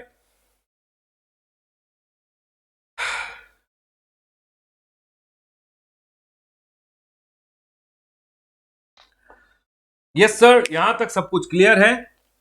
चलिए आगे बढ़ते हैं। अब सुनिए, अब सर अगर अगर आपका केस समझ लीजिए जीरो रेटेड सप्लायर वाला केस नहीं है, तो याद रखिएगा यहां से 60 दिनों में आपके बैंक अकाउंट में पैसे आने हैं। अब 60 दिनों में अगर आपके बैंक अकाउंट में पैसे आने हैं तो सर गवर्नमेंट ने क्या बोला है, प्रॉपर ऑफिसर सुनिए, 15 दिन तो तूने ले लिए एक्नॉलेजमेंट देने में। गवर्नमेंट ने क्या बोला, गवर्नमेंट ने बोला रमेश ने अगर रेलेवेंट डेट से 2 साल में एप्लीकेशन दिया है तो सर एप्लीकेशन से 60 दिन में उसके बैंक अकाउंट में पैसे आ जाने चाहिए, पैसे देना है उसके 60 दिनों में। तो गवर्नमेंट ने बोला एप्लीकेशन जब दिया 15 दिन तो ऑफिसर ने लगा दिया एक्नॉलेजमेंट देने में, तो ऑफिसर 15 दिन नहीं लगाएगा, उससे कम ही लगाएगा, मैक्सिमम टाइम उसको 15 दिन दिया गया है। फिर ऑफिसर को बोला देख एप्लीकेशन से 60 दिन होते हैं, तो ऑफिसर तू अगर 60 दिन लगा देगा तो जब तू पेमेंट ऑर्डर बनाएगा वो कंसोलिडेटेड पेमेंट एडवाइस बन के PFMS वेबसाइट जाके PFMS वेबसाइट से डिसबर्समेंट होने में टाइम लगेगा। तो ऑफिसर को बोला गया ऑफिसर तू 30 दिनों का टाइम और ले और कोशिश करना, ऑफिसर्स को बोला गया है, इंस्ट्रक्ट किया गया है कि आप जो फाइनल सैंक्शन ऑर्डर होता है ना रिफंड का, वो आप 45 डेज में दे दीजिए, ताकि आप पेमेंट ऑर्डर और फाइनल रिफंड ऑर्डर और सैंक्शन पेमेंट ऑर्डर जब दोगे, ये तो रिफंड सैंक्शन ऑर्डर है, ये पेमेंट ऑर्डर है, पेमेंट ऑर्डर जाएगा कंसोलिडेटेड पेमेंट एडवाइस बन के PFMS की वेबसाइट में और उधर से बैंक में पैसे जाएंगे, तो इस प्रोसेस में टाइम लगेगा।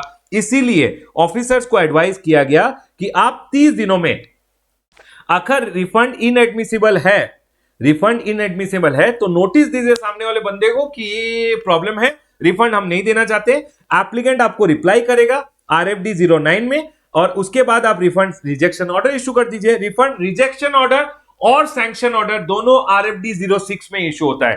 ठीक है सर, उसके बाद अगर ऑफिसर को लगा रिफंड एडमिसिबल है, ये तो रिफंड इनएडमिसिबल है, तो आपको नोटिस देते हुए रिफंड का रिजेक्शन ऑर्डर पास कर देगा। ठीक है, लेकिन अगर ऑफिसर को लगा कि रिफंड आपको बनता है तो वो क्या करेगा, रिफंड सैंक्शन ऑर्डर पास कर देगा।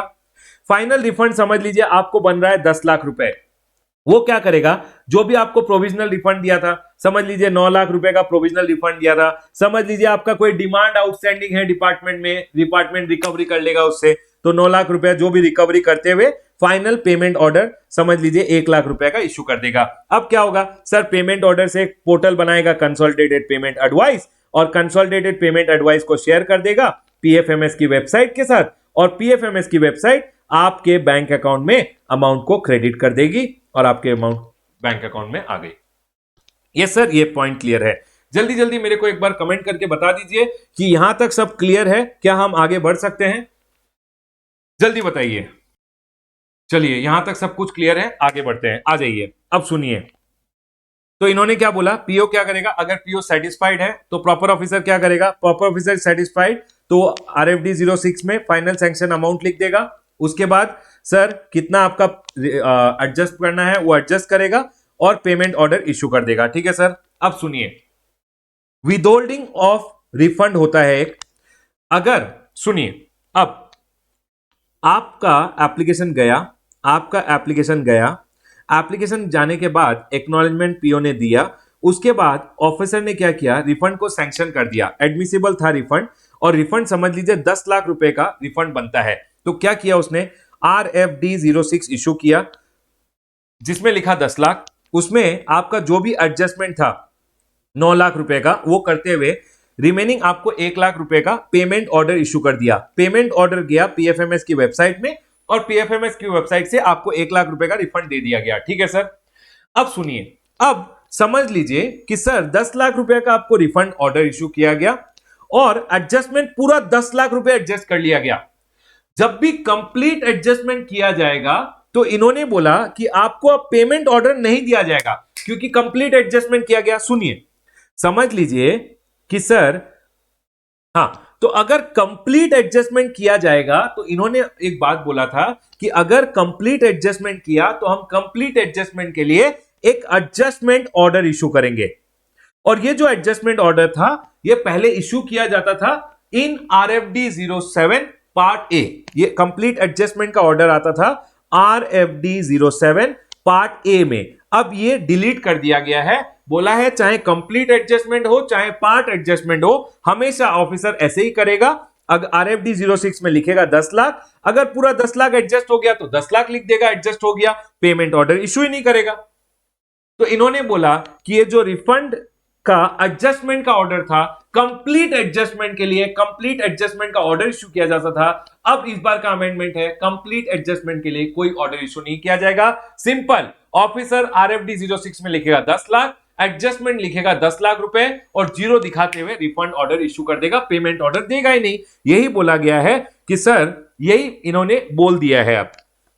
अब सुनिए, अब ये एक एक्स्ट्रा पॉइंट था जो अमेंडमेंट था, मैंने आपको बोल दिया। रिफंड ऑफ आईटीसी समझ लीजिए इज ड्यू, आपको रिफंड ऑफ आईटीसी ड्यू है लेकिन आपने रिटर्न फाइल नहीं किया, registered person defaulted, liable to pay tax interest penalty, proper officer may withhold the refund, deduct the tax interest penalty and late fee or any other amount unpaid. Withhold कर सकता है proper officer. ठीक है sir, withholding कौन कर सकता है, commissioner भी कर सकता है। कमिश्नर में withhold if refund is subject matter of appeal, आपको जो रिफंड बन रहा है कमिश्नर को लगता है कि अपील में जाना चाहिए तो, और further proceeding which are likely to affect the revenue, तो उस केस में आपका रिफंड विदहोल्ड भी किया जा सकता है। क्या बोला मैंने आपको, मैंने आपको बोला कि सर आपने एप्लीकेशन दिया, एप्लीकेशन हो गया एक्नॉलेज होने के बाद रिफंड एडमिसिबल हो गया। रिफंड बनता था 10 लाख रुपए का। अब सुनिए, रिफंड बनता था 10 लाख रुपए का, ठीक है, 10 लाख रुपए में से कोई एडजस्टमेंट वगैरह नहीं हुआ, लेकिन ऑफिसर को लगता है ये जो 10 लाख रुपए है, समझ लीजिए एडजस्टमेंट हो गया 5 लाख का, 5 लाख बचा, या ऑफिसर को लगा कि कोई एडजस्टमेंट करने की जरूरत नहीं है, पुराना कोई लायबिलिटी आपका नहीं है, टोटल अमाउंट आपको रिफंड बनता है, तो इसके लिए RFD 06 इशू किया। अब ऑफिसर क्या करेगा, ये 10 लाख रुपए का आपको पेमेंट ऑर्डर नहीं देगा, आपको रिलीज नहीं करेगा फंड, इसको क्या करेगा, रोक के रख लेगा। अगर ऑफिसर को लग रहा है आपने रिफंड वगैरह, आपने रिटर्न वगैरह फाइल नहीं किया है, तो आपका प्रॉपर ऑफिसर विड्रॉल कर लेगा। अगर कमिश्नर को लग रहा है कि ये अमाउंट आपको रिफंड नहीं करना चाहिए, अपील वगैरह में जाना है डिपार्टमेंट को, तो डिपार्टमेंट क्या करेगा, इसको विदहोल्ड करके रख लेगा। मैं एडजस्टमेंट का बात नहीं कर रहा हूं, विदहोल्ड का बात कर रहा हूं, रोक के रख लेगा पैसा को। रोक के कौन रख सकता है, प्रॉपर ऑफिसर भी रख सकता है या कमिश्नर भी रख सकता है। जब भी वो पैसे को रोक के रखेंगे, अब सुनिए, अब जब भी वो विदहोल्ड करेंगे ना, तो विदहोल्डिंग का डिटेल कि हमने ये आपका पैसा विदहोल्ड कर लिया है, उसका डिटेल आपको देंगे इन RFD 07 पार्ट ए। पहले इसको यूज किया जा रहा था एडजस्टमेंट के लिए, सुनिए, पार्ट ए को यूज करते थे एडजस्टमेंट के लिए, अब एडजस्टमेंट के लिए कोई नहीं देंगे ऑर्डर, अब विदहोल्डिंग का डिटेल आपको दिया जाएगा RFD 07 पार्ट ए में। और जब भी ये जो विदहोल्ड किया है इसको रिलीज करना है पैसे को, समझ लीजिए अपील में गया डिपार्टमेंट और हार गया, अब डिपार्टमेंट को इसको पैसे को रिलीज करना है, तो डिपार्टमेंट क्या करेगा, रिलीज करने के लिए रिलीज ऑर्डर इशू कर देगा, जिसको इशू करेगा RFD 07 पार्ट बी में। ध्यान रखिएगा एग्जाम में पार्ट ए विदहोल्ड के लिए है, पार्ट बी रिलीज के लिए है, यही मैंने यहां पे लिखा है। पार्ट ए में order for withholding refund informing the reason, और when proper officer is satisfied refund is no longer to be withheld, तो वो रिलीज ऑर्डर इशू करेगा RFD 07 पार्ट बी में। ठीक है सर, पॉइंट क्लियर है। अब सुनिए, अगर आपको जो रिफंड आपका विदहोल्ड किया था बाद में रिलीज कर रहे हैं, क्योंकि लेट दे रहे हैं आपको, आपका रिफंड बनता था 60 दिनों में, 60 दिनों में नहीं दिया, होल्ड करके रख लिया, आपको दे रहे हैं 90 दिनों के बाद, जितने दिनों के बाद देंगे उतना दिन का इंटरेस्ट देना पड़ेगा। याद रखिएगा, अगर विदहोल्ड कर लिया आपका रिफंड, 60 दिनों में आपको रिफंड देना था, नहीं दिया, तो अब जब देंगे तो इंटरेस्ट के साथ देंगे। यही बोला गया है, if withheld amount is refunded taxable person entitled to interest at the rate of 6%। Rule number 92(1)A बोलता है रिफंड इन कैश और credit based on original mode of payment. क्या हो रहा है, समझ लीजिए आपने ओरिजिनली पे किया था आईटीसी यूज करते हुए और उसका रिफंड मांग रहे हो, आईटीसी यूज करते हुए टैक्स का पेमेंट किया था, तो वो बोल रहे हैं रिफंड भी हम ई क्रेडिट लेजर में करेंगे, बैंक अकाउंट में नहीं करेंगे। अगर आपने ओरिजिनली पे किया था यूजिंग कैश, तो हम रिफंड आपके बैंक अकाउंट में देंगे। यही बोला है रूल नंबर 92(1)A में। PO shall issue RFD 06 for refund in cash. For an example, आपने टैक्स का पेमेंट किया, जब आपने टैक्स का पेमेंट किया आपने ई क्रेडिट लेजर को यूज किया, अगर आपको रिफंड बनता है तो रिफंड को भी आपके ई क्रेडिट लेजर में ही वापस रिक्रेडिट कर दिया जाएगा। लेकिन समझ लीजिए आपने ओरिजिनली कैश में पेमेंट किया था, तो जब आपको रिफंड दिया जाएगा तो भी आपके कैश में, मतलब आपको बैंक अकाउंट में दे दिया जाएगा। अगर रिफंड आपके बैंक अकाउंट में देते हैं तो ऑफिसर इशू करेगा RFD 06।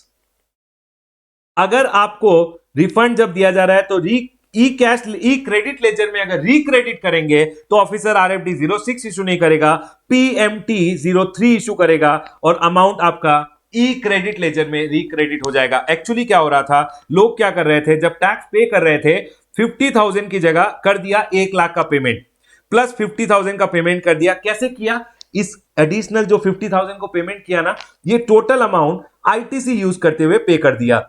जानबूझ के क्या किया, 50,000 का गलत पेमेंट कर दिया। सोचा जब रिफंड मिलेगा 1 लाख रुपए का तो पूरा 1 लाख रुपए बैंक में आ जाएगा। ऑफिसर ने बोला कि हम पागल हैं, आपने नहीं, सुनिए, समझ लीजिए आपने गलत 50,000 दिया, आपने 50,000 का रिफंड जब मांगा ना, तो ये 50,000 का रिफंड जब वो देंगे, तो क्योंकि आपने आईटीसी यूज करते हुए पे किया था, लोग क्या कर रहे थे, गलत आईटीसी यूज करके जानबूझ के ज्यादा टैक्स पे कर देते हैं और रिफंड ले रहे थे बैंक अकाउंट में।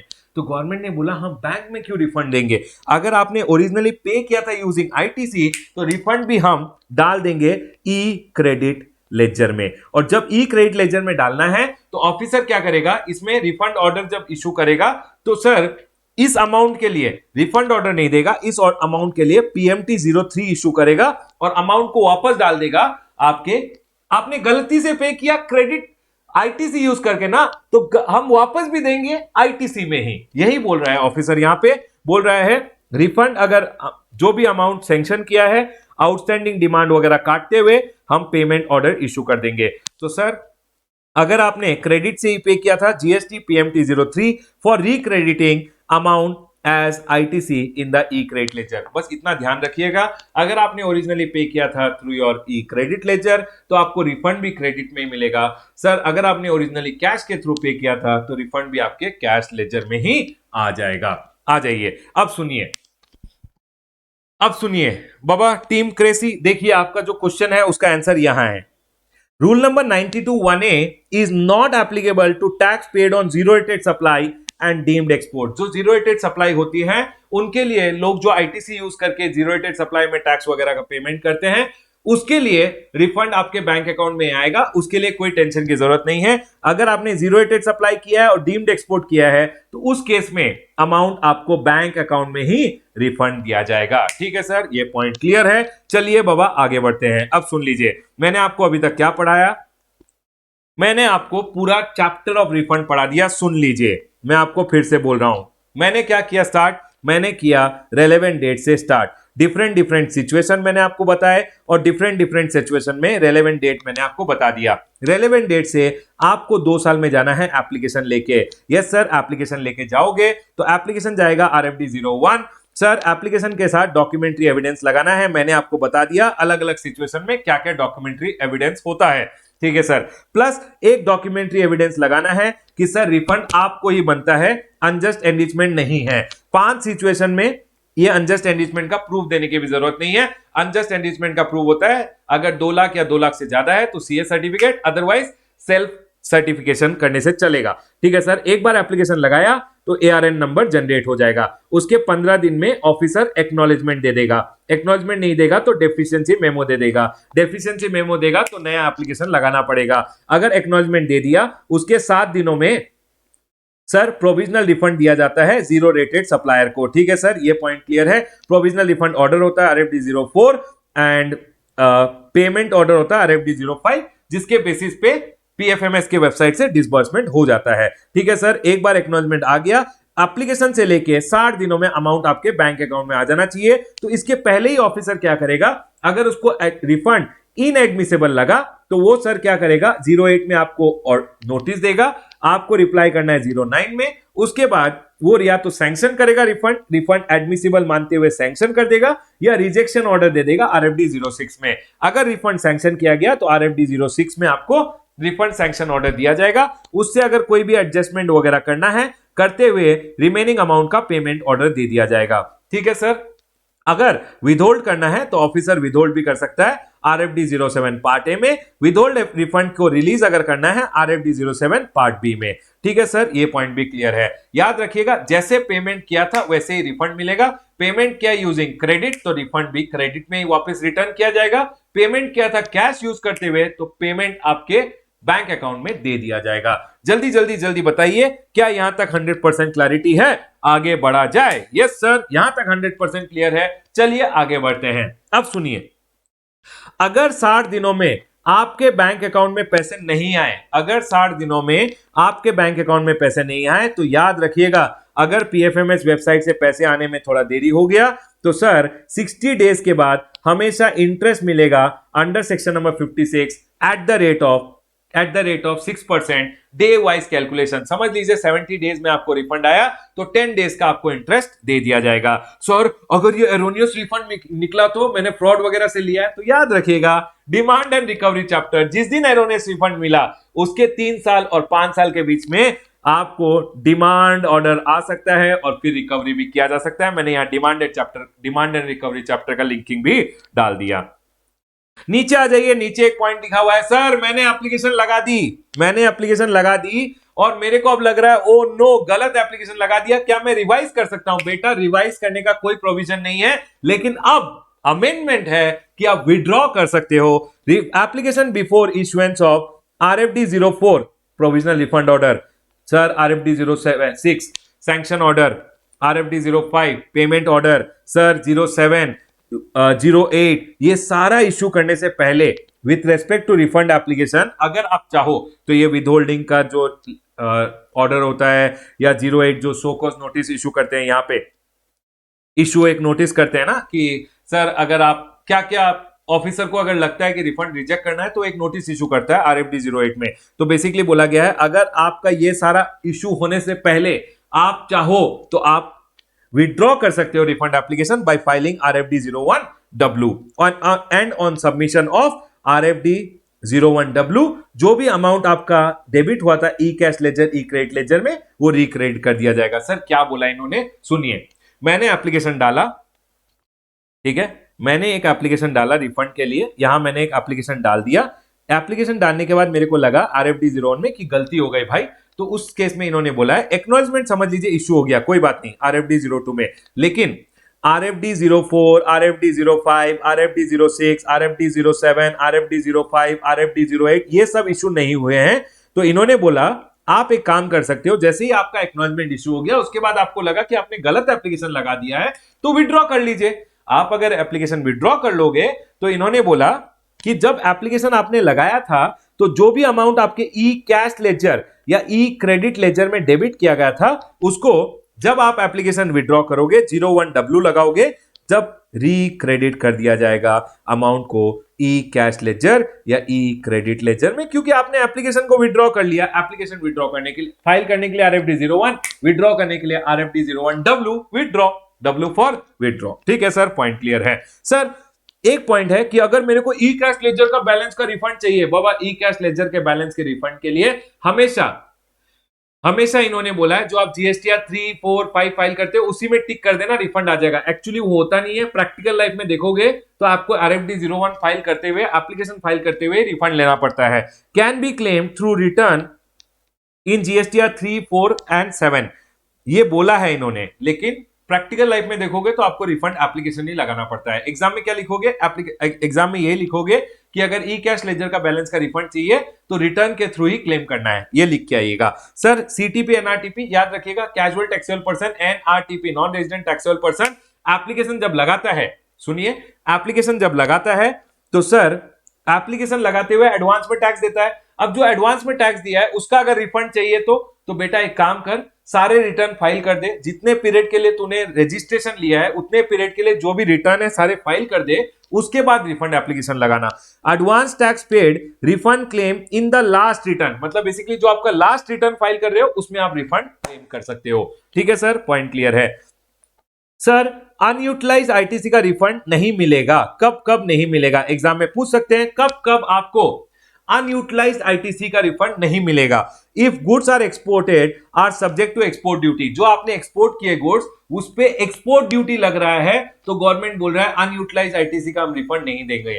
गवर्नमेंट बोल रहा है आपने जो गुड्स एक्सपोर्ट किए अगर उस पे एक्सपोर्ट ड्यूटी है तो हम एनकरेज नहीं कर रहे हैं, डिस्करेज कर रहे हैं कि आप एक्सपोर्ट करो, फिर भी आप एक्सपोर्ट कर रहे हो तो आपको ITC का रिफंड हम नहीं देंगे। सर सप्लायर ने अगर DB के लिए है, ड्यूटी ड्रॉबैक ले लिया है विथ रेस्पेक्ट टू CGST और क्लेम्स रिफंड ऑफ IGST, तो उस केस में भी ITC का रिफंड नहीं दिया जाएगा। यही यहां पे बोला है, याद रखिएगा कब कब आपको अनयूटिलाइज ITC का रिफंड नहीं दिया जाएगा। ठीक है सर, ये पॉइंट क्लियर है। उसके बाद एक छोटा सा पॉइंट मैंने ऊपर लिखा है, नो रिफंड बिलो ₹1000, मतलब सर अगर आपका CGST ई कैश लेजर है ना, ई कैश लेजर में तो 10 रुपए भी अगर आपके हैं तो वो आपके हैं, चाहे IGST हो, CGST हो, SGST हो, सब आपका ही है। ई कैश लेजर में कोई रोक टोक नहीं है। लेकिन ई क्रेडिट लेजर अगर है तो उसमें बोला है मिनिमम, सर अगर आप नो रिफंड बिलो ₹1000, मतलब CGST, SGST और IGST जब भी आप रिफंड लेने जाओगे, मेरा क्वेश्चन आपसे है, CGST ₹1000 है, SGST ₹1000 है, IGST मिनिमम कितना होना चाहिए? जल्दी बताइए, CGST 1000, SGST 1000, IGST कितना होना चाहिए अगर आपको रिफंड चाहिए तो?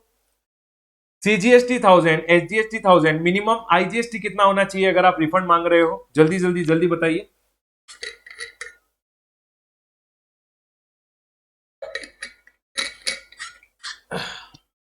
सर हमें लगता है कि ये होना चाहिए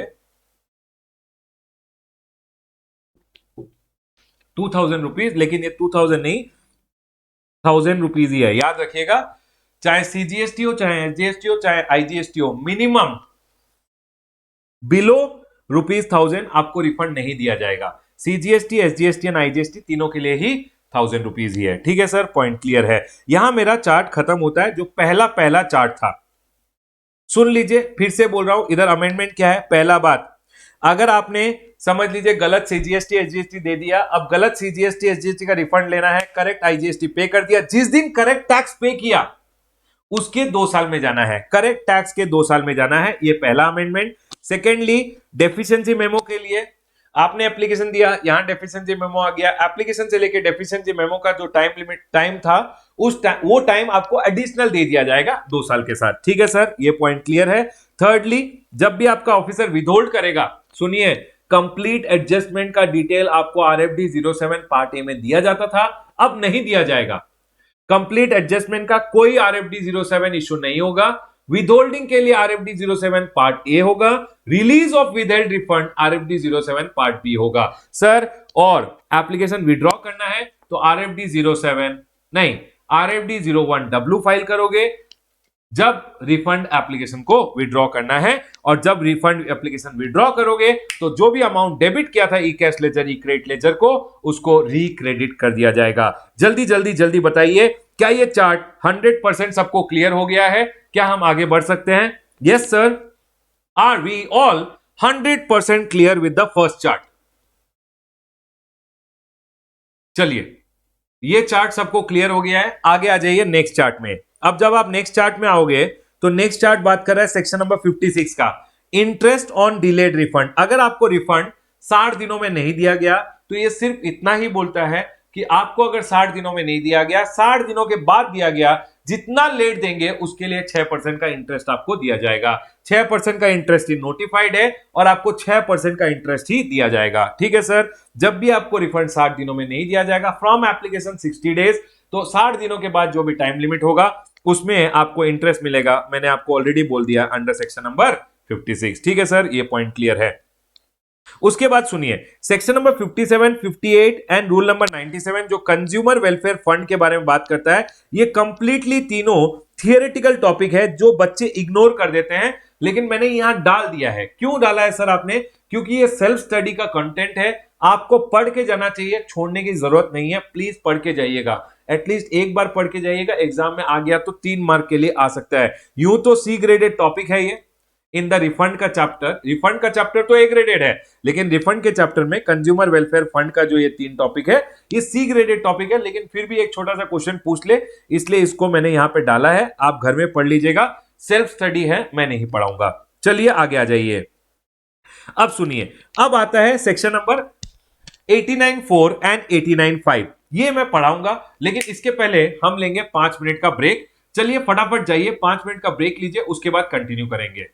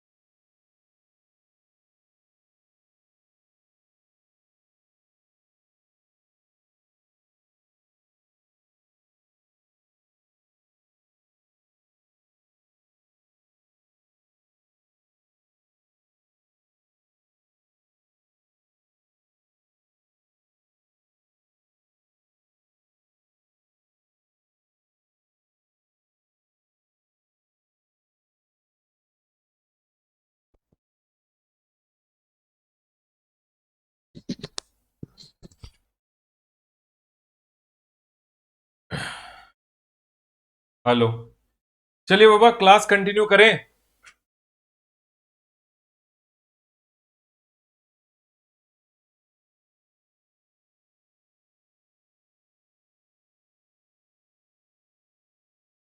चलिए शुरू करते हैं 89.4 से।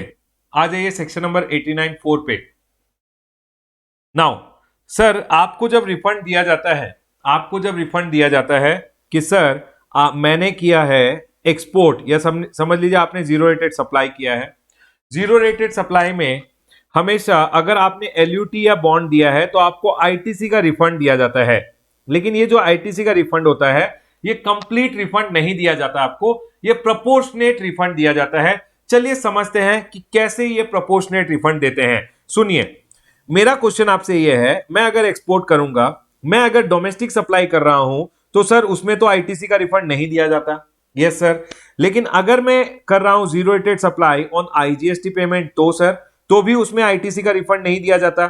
लेकिन अगर आप कर रहे हो zero rated supply under LUT या बॉन्ड तो उस केस में आपको आईटीसी का रिफंड दिया जाता है। कैसे करेंगे सर ये आईटीसी का रिफंड का कैलकुलेशन? सिंपल है सर, जितना relating to zero rated supply made under LUT या बॉन्ड होता है उतना प्रोपोर्शनेट आपको रिफंड दिया जाता है। तो बेसिकली आप टोटल आईटीसी लोगे, मल्टीप्लाइड बाय इसका turnover divided by total turnover करोगे, आपको रिफंड दे दिया जाएगा। उसी को इन्होंने एक फॉर्मूला में लिखा है अंडर रूल नंबर 89।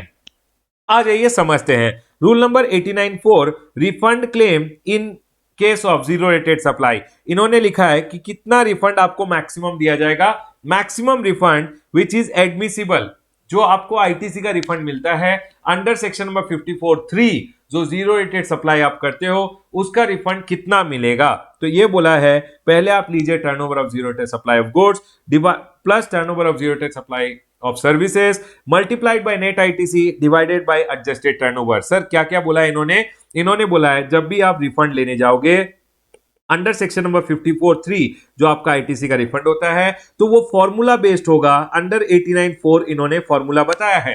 सर इन्होंने फॉर्मूले में बोला कि आपको लेना होगा net ITC multiplied by zero rated supply of goods which are made under LUT sir plus zero rated supply of services, ये होता है गुड्स का टर्नओवर, ये सर्विसेज का turnover which is made under LUT, और ये दोनों के टोटल को आपको डिवाइड करना है बाय एडजस्टेड टर्नओवर। टर्नओवर को थोड़ा एडजस्ट कर दिया है। सर अब आप हमें सिखा दीजिए कैलकुलेशन कैसे होता है। नेट आईटीसी का कैलकुलेशन बहुत सिंपल है, सुनिए मेरा बात। सर आप जब एक्सपोर्ट करते हो तो सर आप करोगे export which is zero rated supply.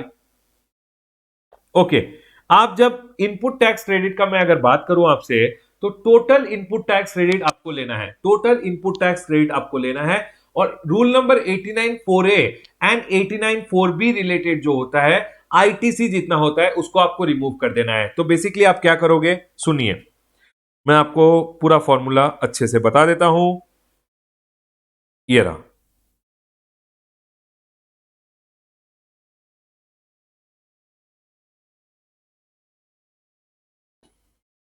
आपको लेना है total input tax credit on inputs and input services during the relevant period. जो भी आपका टोटल इनपुट टैक्स क्रेडिट है उसको आपको लेना है पहले। ठीक है सर, हम लोग पूरा इनपुट टैक्स क्रेडिट जो है वो ले लेंगे on input and input services. Minded capital goods नहीं बोला है, टोटल इनपुट टैक्स क्रेडिट लीजिएगा माइनस जितना input tax credit with respect to 4A and 4B supplies है, मतलब 4A एंड 4B का सप्लाईज होता है जिसके लिए आपको पूरा रिफंड दे दिया जाता है, उस आईटीसी को आपको रिमूव कर देना है और जो रिमेनिंग आईटीसी आएगा उसको आपको लेना है। तो नेट आईटीसी आप कैसे लोगे, पहले आप ग्रॉस आईटीसी लेना, ठीक है sir, minus 4A and 4B related जो सप्लाई का आईटीसी है उसके आईटीसी को माइनस करना, मतलब टोटल आईटीसी से आपको 4A एंड 4B वाला आईटीसी माइनस करते हुए जो बचेगा उस आईटीसी को आपको नेट आईटीसी लेना है। ठीक है सर, पहला पॉइंट क्लियर है।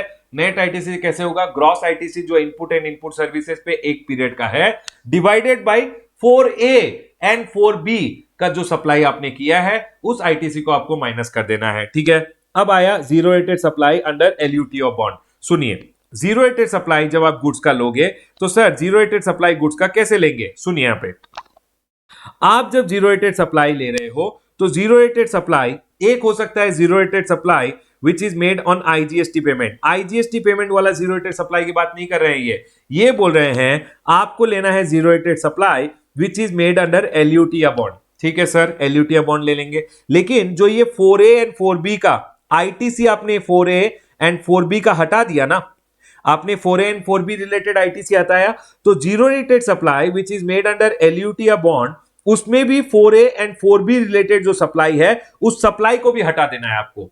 यही बोला गया है यहां पे कि जब आप turnover of zero rated supply of goods लोगे, turnover of zero rated supply of goods 4A and 4B related जो टर्नओवर है, क्योंकि उसका आईटीसी को हटा दिया है उसके टर्नओवर को भी हटा देना। Actually 4A and 4B related जो सप्लाईज होते हैं उनका पूरा रिफंड दे दिया जाता है, पूरा आईटीसी का रिफंड दे दिया जाता है, तो पूरा आईटीसी का रिफंड भी मिल गया और पूरे टर्नओवर को भी हटा देते हैं कैलकुलेशन से। वही बोला है यहां पे, तो आप लीजिएगा value of zero rated supply of goods made on during the relevant period without payment of tax that is under LUT. ठीक है सर, अब सुनिए आपने क्या किया, आपने लिया turnover of zero rated supply of goods which are made under LUT. समझ लीजिए आपने दिखा दिया कि आपने turnover of zero rated supply of goods लिया है 5000 रुपीज का, आपने दिखाया कि एलयूटी में जो आपने सप्लाई किया वो 5000 का था। ठीक है, तो गवर्नमेंट ने बोला रमेश इसको अगर आप यही गुड्स को अगर डोमेस्टिकली सप्लाई किया जाता है तो कितने में सप्लाई किया जाता है इंडिया में। आपने बोला कि आपने इनको एक्सपोर्ट किया है 5000 रुपीज, लेकिन आप अगर देखो तो ये गुड्स इंडिया में सिर्फ 1000 रुपए में बिकते हैं, तो गवर्नमेंट ने बोला है आप मैक्सिमम जो turnover of zero rated supply of goods under LUT या बॉन्ड ले सकते हो वो सिर्फ 1.5 टाइम होगा, मतलब सिर्फ 1500 ही ले सकते हो आप। 5000 नहीं ले सकते, आप सिर्फ 1500 ही ले सकते हो। तो इधर आ गया 1500, इससे 4A एंड 4B वाला जो टर्नओवर था उसको आपको माइनस कर देना है। इतना ही बोला गया यहां पे। क्या बोला है सर? पहले मैंने आपको बोला नेट आईटीसी। नेट आईटीसी कैसे कैलकुलेट करेंगे? लेना gross ITC. Sir gross ITC लिया, 4A एंड 4B रिलेटेड जो भी आईटीसी है उसको माइनस कर देना, जो बचेगा वो नेट आईटीसी हो गया, multiplied by turnover of zero rated supply of goods. ये जो turnover of zero rated supply of goods है, इसमें आप एक काम कीजिएगा, जो भी turnover of zero rated supply of goods which are made under LUT या बॉन्ड वो ले लीजिएगा। लेकिन इसको आपको कंपेयर करना है कि ये जो गुड्स आपने एक्सपोर्ट किए, जो वैल्यू एक्सपोर्ट किए हैं, उनका डोमेस्टिकली अगर सप्लाई किया गया तो उसका क्या वैल्यू होगा। तो डोमेस्टिक के लिए अगर इन गुड्स को सप्लाई किया गया, जो वैल्यू होगा उसका 1.5 टाइम जो अमाउंट होगा उसको लेना, जो भी इन दोनों में लोअर होगा उसको आप ले लीजिएगा। माइनस सिंपल, जब आईटीसी 4A एंड 4B का हटा दिया तो 4A एंड 4B जो सब टर्नओवर होगा 4A एंड 4B का उसको भी हटा दीजिए, जो बचेगा वो आ जाएगा turnover of zero rated supply of goods में। ठीक है सर, जल्दी बताइए, नेट आईटीसी क्लियर है सबको and turnover of zero rated supply of goods सबको क्लियर है? जल्दी जल्दी बोलिए, क्या आप ये दोनों पॉइंट कंप्यूट कर पाओगे? Net ITC and turnover of zero rated supply of goods. Yes sir, yes, point clear है। चलिए अब turnover of zero rated supply of services की बात करेंगे। जल्दी जल्दी जल्दी बताइए, क्या आप नेट आईटीसी क्लियर है? आपको नेट आईटीसी कैसे कैलकुलेट करना है और zero rated supply of goods कैसे कैलकुलेट करना है? Yes yes sir, point clear है। चलिए आगे बढ़ सकते हैं। अब आ जाइए turnover of zero rated supply of services. Zero rated supply of services जब कैलकुलेट आप कर रहे हो तो आप कैसे कैलकुलेट करोगे? ये बोलते हैं सर, आप समझ लीजिए जनवरी मंथ का कैलकुलेट कर रहे हो कि सर आपको turnover of zero rated supply of services लेना है। तो आप एक काम कीजिएगा, जो भी सर्विसेज आपने सप्लाई कर दी है, एडवांस यहां मिला था, सर्विस यहां दे दी, सप्लाई यहां कर दिया, तो सर वो तो इस महीने की सप्लाई होगी। तो पहले ही बोल रहे हैं, जो भी आप टोटल पेमेंट आपको मिला है वो टोटल पेमेंट लीजिए। ये जो जनवरी मंथ था इसमें जो आप सर्विसेज रिलेटेड टोटल पेमेंट मिला है उसको ले लीजिए। पहले आपको कुछ एडवांस मिल गया था जिसके लिए सप्लाई अभी दिया आपने, तो सप्लाई दे दिया ना, तो वो तो पहले एडवांस मिला था, सप्लाई अभी दिया है तो ऐड कर दीजिएगा उसको। जिसका एडवांस आपको पहले मिल गया था, सप्लाई अभी कंप्लीट किया है, तो वो इस मंथ के सप्लाई में आ जाएगा। सर एडवांस अभी मिला है, सप्लाई हम बाद में देंगे, तो सर उसके लिए सप्लाई कंप्लीटेड नहीं है, एडवांस मिल गया है, उस अमाउंट को आप लेस कर दीजिएगा यहां से और आपका आ जाएगा कितना zero rated supply of services under LUT या बॉन्ड होगा। देखिए मैंने आपको क्या बोला यहां पे, सर्विसेज का जब आप कैलकुलेट करो तो द एग्रीगेट ऑफ पेमेंट, जो भी पेमेंट आपको मिल गया है, जो आपको जीरो रेटेड सप्लाई रिलेटेड है, उसको आप ले लीजिएगा। पहले जो एडवांस मिला था, सर्विस अभी दिया है, उसको ऐड कर दीजिएगा। पहले एडवांस मिल गया था, सर्विस अभी दिया है, तो वो सर्विस अभी के लिए डालते हुए उसको ऐड कर दीजिए।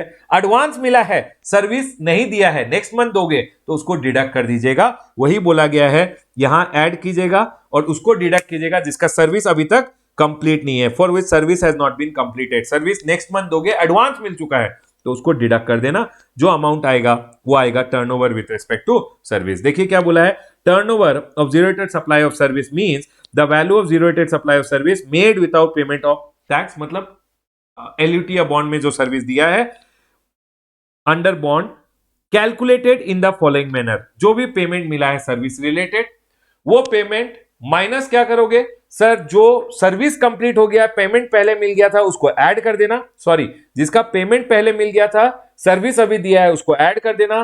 पेमेंट मिल गया, सर्विस बाद में दोगे, तो सर उसको डिडक्ट कर देना। ठीक है सर, ये आ गया turnover of zero rated supply of service. मैंने आपको भी पढ़ाया नेट, मैंने अभी अब तक आपको पढ़ाया है कि नेट आईटीसी कैसे कैलकुलेट करना है, multiplied by turnover of zero rated supply of goods, turnover of zero rated supply of services divided by adjusted turnover.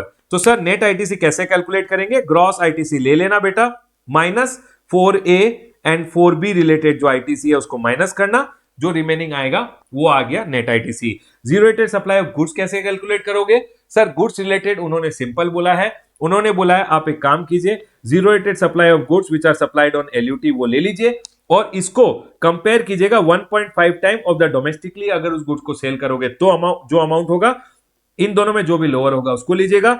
जब 4A एंड 4B आईटीसी से हटा दिया तो यहां से भी 4A and 4B related supply का जो अमाउंट होगा उसको हटा दीजिएगा, जो बचेगा वो आएगा turnover of zero rated supply of goods. Sir services के लिए कैसे लेंगे?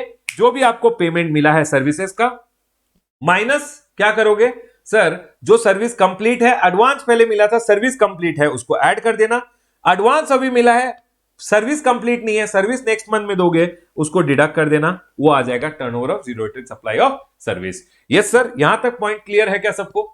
जल्दी जल्दी जल्दी बोलिए, क्या यहां तक सबको पॉइंट क्लियर है? यस सर, यहां तक क्लियर है। चलिए आगे बढ़ते हैं। अब सुनिए, अब आएगा एडजस्टेड टर्नओवर। जब आप एडजस्टेड टर्नओवर कैलकुलेट कर रहे हो बहुत सिंपल है। क्या बोल रहे हैं एडजस्टेड टर्नओवर में? पहले आप सुनिए टर्नओवर का डेफिनेशन।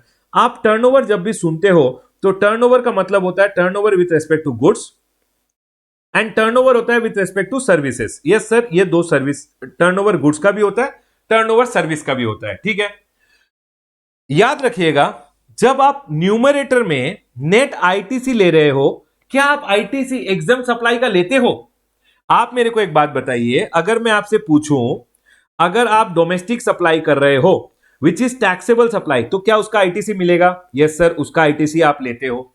सर अगर आप डोमेस्टिक सप्लाई कर रहे हो जो एग्जाम सप्लाई है तो उसका आईटीसी नहीं लेते हो? यस सर, नहीं लेते हैं। सर अगर मैं जीरो रेटेड सप्लाई कर रहा हूं विदाउट एलयूटी और बॉन्ड आईजीएसटी पेमेंट में, क्या उसका आईटीसी का रिफंड मेरे को मिलेगा? नहीं मिलेगा, ठीक है सर। उसके बाद सर अगर मैं जीरो रेटेड सप्लाई कर रहा हूं ऑन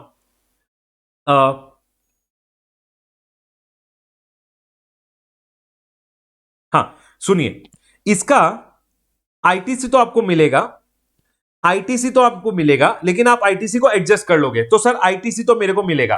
पहला आईटीसी कहां मिला? इसका भी आईटीसी मिला। अगर आप zero rated supply under IGST payment कर रहे हो उसका भी आईटीसी मिलता है, आईटीसी को आप एडजस्ट कर लेते हो। अगर जीरो रेटेड सप्लाई कर रहे हो अंडर एलयूटी तो सर उसका भी आपको आईटीसी मिलता है, ठीक है सर, यहां भी क्लियर है।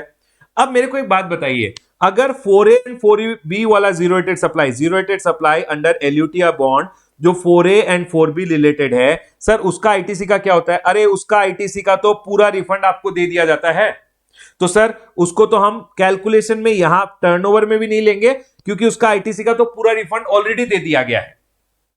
तो अगर आप देखोगे तो आपने जब ये नेट आईटीसी लिया, यहां पे ये जो नेट आईटीसी लिया है, ये नेट आईटीसी से आपने क्या क्या हटा दिया? सर ये नेट आईटीसी से मैंने डोमेस्टिक सप्लाई जो एग्जाम सप्लाई है उसका आईटीसी लिया ही नहीं इस नेट आईटीसी में। सेकेंडली मैंने जो 4A एंड 4B है उसका आईटीसी नहीं लिया है।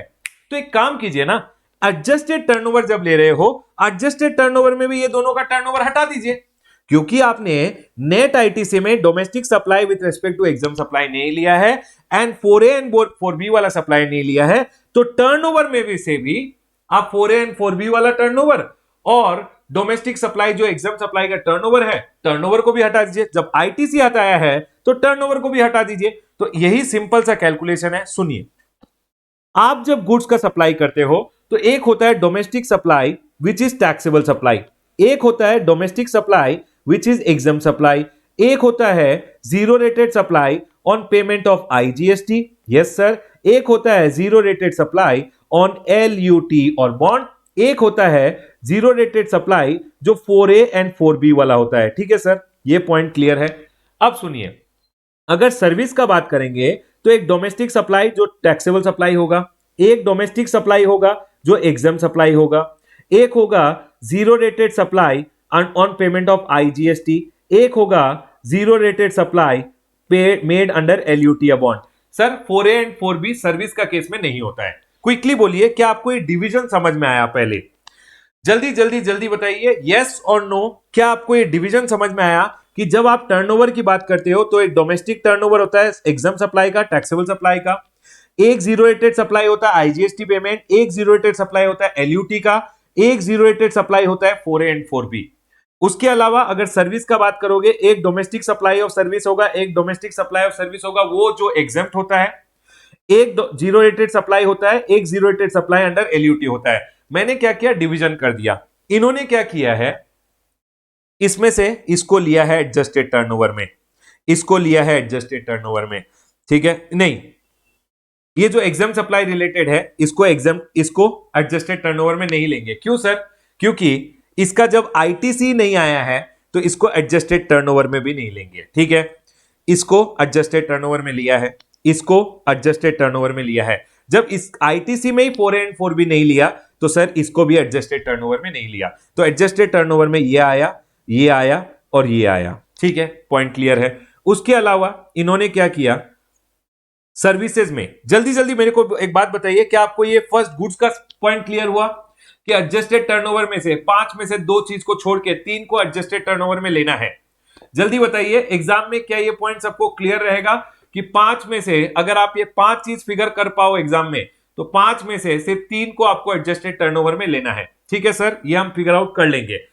अब आ जाइए यहां पे, आप जब यहां पे आओगे तो यहां से domestic taxable supply, yes sir, लेना है एडजस्टेड टर्नओवर में। एग्जाम सप्लाई रिलेटेड नहीं आएगा, एग्जाम सप्लाई रिलेटेड नहीं आएगा। और ये आईजीएसटी पेमेंट, ये भी यहां पे बोल दिया है कि नहीं लेना है। ये सर्विसेज में स्पेसिफिकली ध्यान रखिएगा, zero rated supply on IGST payment जो था उसको आपको एडजस्टेड टर्नओवर में नहीं लेना है, एलयूटी या बॉन्ड वाले अमाउंट को लेना है। अब एक बात ध्यान रखिएगा, ये जो आप zero rated supply on LUT या बॉन्ड ले रहे हो, ये जो आप zero rated supply under LUT या बॉन्ड ले रहे हो, ये वो लीजिएगा जो न्यूमरेटर में आपने कैलकुलेट किया है। ये जो आपने न्यूमरेटर में कैलकुलेट किया ना, इसको आप लीजिएगा, न्यूमरेटर वाला अमाउंट को, न्यूमरेटर वाले अमाउंट को। फिर से बोल रहा हूं, सुन लीजिए, याद रहेगा एग्जाम में। मैंने क्या बोला? नेट आईटीसी पहले आपको बोला। नेट आईटीसी कैसे कैलकुलेट करते हैं सर? ग्रॉस आईटीसी लीजिएगा जो भी आपने इनपुट एंड इनपुट सर्विसेज में अवेल किए हैं, minus 4A and 4B related जो आईटीसी है उसको माइनस कर दीजिएगा, नेट आईटीसी आ जाएगा, ठीक है। उसके बाद आया turnover of zero rated supply और of goods and turnover of zero rated supply of services, ठीक है सर। गुड्स का कैसे करेंगे सर? गुड्स का टर्नओवर आपको कैलकुलेट करना है, जो भी turnover of zero rated supply of goods under LUT है वो लीजिएगा, उसको डोमेस्टिकली जो सप्लाई किया है उस प्राइस के 1.5 टाइम से कंपेयर कीजिएगा, जो आया उससे 4A एंड 4B वाला जो अमाउंट है उसको माइनस कर दीजिएगा, रिमेनिंग अमाउंट आपका zero rated supply of goods आएगा। सर्विसेज, जो भी पेमेंट आपको रिसीव हुआ है वो लीजिएगा, जो भी सर्विस कंप्लीट हो गया है, जिसके लिए एडवांस पहले मिल गया था, पेमेंट सर्विस कंप्लीट है उसको ऐड कीजिएगा, एडवांस पहले मिला था ऐड कर ले, एडवांस मिला है सर्विस नेक्स्ट मंथ दोगे, डिडक्ट कर देना, जो आएगा वो turnover of zero rated supply of service होगा, divided by adjusted turnover. Adjusted turnover बहुत सिंपल है, याद रखिएगा, एडजस्ट टर्नओवर को करना है। टर्नओवर क्या होता है? टर्नओवर गुड्स का टर्नओवर भी हो सकता है, सर्विस का टर्नओवर भी हो सकता है, टर्नओवर डोमेस्टिक टर्नओवर भी हो सकता है और टर्नओवर जीरो रेटेड सप्लाई भी हो सकता है। तो डोमेस्टिक टर्नओवर टैक्सेबल सप्लाई का होगा, डोमेस्टिक टर्नओवर एग्जाम सप्लाई का होगा। Sir zero rated supply under LUT भी हो सकता है, zero rated supply on IGST payment भी हो सकता है और zero rated supply 4A and 4B वाला भी हो सकता है। पहले गुड्स का ध्यान रखिएगा, ये जाएगा आपका एडजस्टेड टर्नओवर में, ये नहीं जाएगा। क्यों नहीं जाएगा? क्योंकि इसका आईटीसी नहीं लेते हो तो टर्नओवर में क्यों डालोगे? न्यूमरेटर एंड डिनोमिनेटर दोनों ध्यान रखिएगा हमेशा। सर ये आ जाएगा आपका, इसमें ये भी आ जाएगा, ये नहीं आएगा क्योंकि 4A एंड 4B का आईटीसी जब नहीं लेते हो तो डिनोमिनेटर में 4A एंड 4B क्यों लोगे, ठीक है सर। यहां पे डोमेस्टिक सप्लाई जो टैक्सेबल सप्लाई होता है, एक डोमेस्टिक सप्लाई होता है जो एग्जाम सप्लाई होता है, एक होता है zero rated supply on IGST payment और एक होता है zero rated supply on under LUT. यहां एक काम करना, टैक्सेबल सप्लाई को ले लेना, एग्जाम सप्लाई मत लेना, आईजीएसटी पेमेंट भी मत लेना, एलयूटी वाले अमाउंट को ले लेना।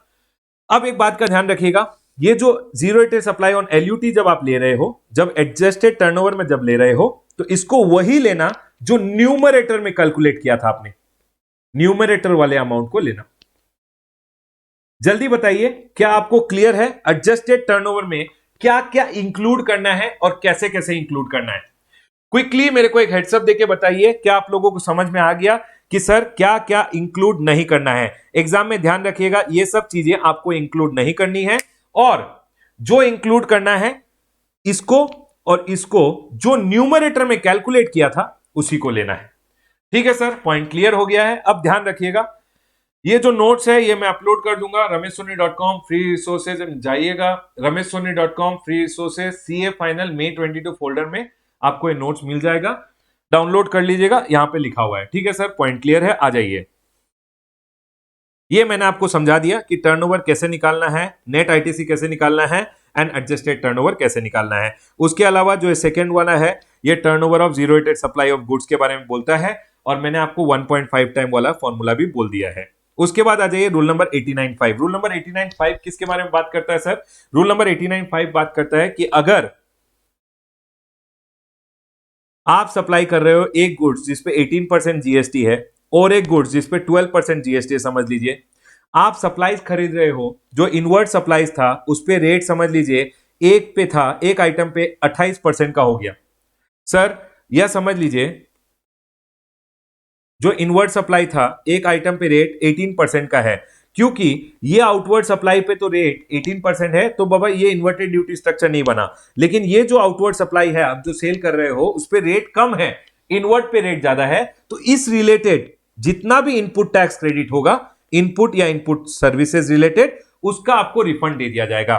सॉरी, इनपुट रिलेटेड आपको रिफंड दे दिया जाएगा। वही यहां पे बोला गया है कि सर, यही बोला है यहां पे, देखिए रिफंड कितना मैक्सिमम दिया जाएगा, आपको लेना है turnover of inverted rated supply of goods and services, जो भी आपका टर्नओवर है गुड्स और सर्विसेज का, डिवाइडेड बाय एडजस्टेड टर्नओवर, मैंने आपको बताया है already, multiplied by net ITC आपको लेना है, less the tax payable on such inverted rated supply of goods and services. तो सर क्या फॉर्मूला है इसका?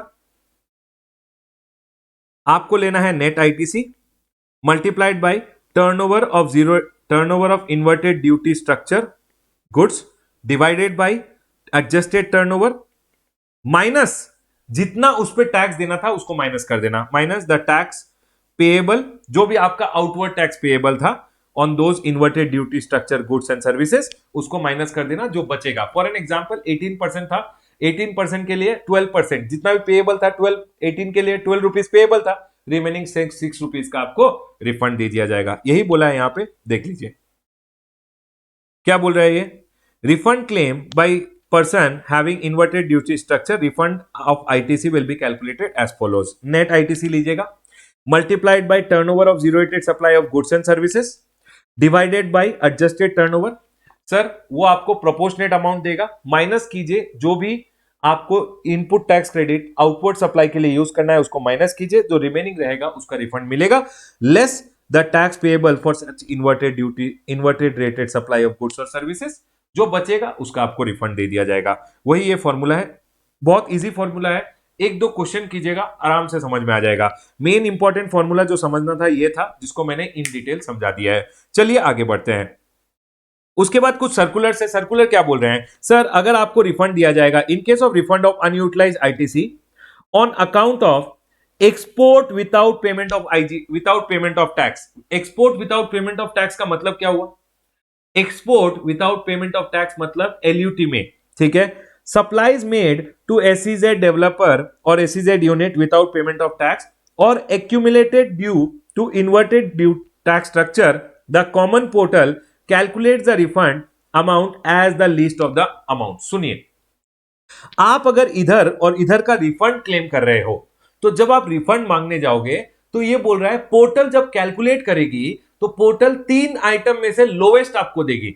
मतलब जब आप रिफंड क्लेम करोगे अंडर 89.4 और 89.5, जब आप फॉर्मूला बेस्ड रिफंड क्लेम करोगे तो जो फॉर्मूला का अमाउंट होगा वो पूरा रिफंड नहीं दे देगी, या तो फॉर्मूला का अमाउंट रिफंड देगी या कुछ और अमाउंट्स है उन्होंने बोला है। ये क्या बोल रहे हैं सर, या तो आपको एज पर फॉर्मूला देगी, मतलब नंबर 1 आपने एज पर 89.4 जो फॉर्मूला लगाया या 89.5 का फॉर्मूला लगाया, तो रिफंड समझ लीजिए बन गया 3 लाख, पहले लिखा जाएगा 3 लाख। सेकेंडली पोर्टल देखेगा balance in the e credit laser at the end of the tax period for which the refund claim is being filed after the return of GSTR 3B। For an example, आप refund claim file कर रहे हो for the month of January month का return गया 20th फरवरी को। 20th फरवरी का जब return चला गया, तब उसके बाद आपका जो कैश क्रेडिट लेजर था, बेसिकली इन्होंने क्या बोला यहां पे, balance in the credit ledger, क्योंकि आप आईटीसी का रिफंड क्लेम कर रहे हो at the end of the tax period for which the refund is being filed. तो यहां पे आपका समझ लीजिए इसके बाद आपका रिफंड आपने एक बार रिटर्न लगा दिया, इस पीरियड के लिए आप रिफंड क्लेम कर रहे हो, आपने रिटर्न 20 फरवरी को लगा दिया, रिफंड लगाने के बाद आपका समझ लीजिए यहां पे balance in the e credit laser जो है, रिटर्न लगाने के बाद, सॉरी, रिटर्न लगाने के बाद 20 फरवरी को आपका ई क्रेडिट लेजर में 2 लाख रुपए बचे हुए हैं। तो ये बोल रहे हैं इन द ई क्रेडिट लेजर आपका कितना बचा हुआ है, 2 लाख रुपया। ठीक है सर। उसके बाद इन्होंने बोला हम देखेंगे तीसरा चीज कि the balance in the e credit laser of the applicant at the time of filing the refund application. For an example, आपने क्या किया, जनवरी मंथ का रिफंड एप्लीकेशन लगाया, यहां पे जब रिफंड एप्लीकेशन लगाया तब आपका ई क्रेडिट लेजर का बैलेंस था 1 लाख रुपए का। मेरा क्वेश्चन आपसे यह है, रिफंड फॉर्मूला के हिसाब से बनता है 3 लाख का, जिस पीरियड का रिफंड एप्लीकेशन लगाया उसका वो डेट के बाद आपके अकाउंट में ई क्रेडिट लेजर में सिर्फ 2 लाख रुपए थे। अब जब रिफंड लगाया, जनवरी मंथ का जो रिफंड एप्लीकेशन आपने लगाया, रिफंड एप्लीकेशन लगाने के बाद आपके ई क्रेडिट लेजर में सिर्फ 1 लाख रुपए हैं।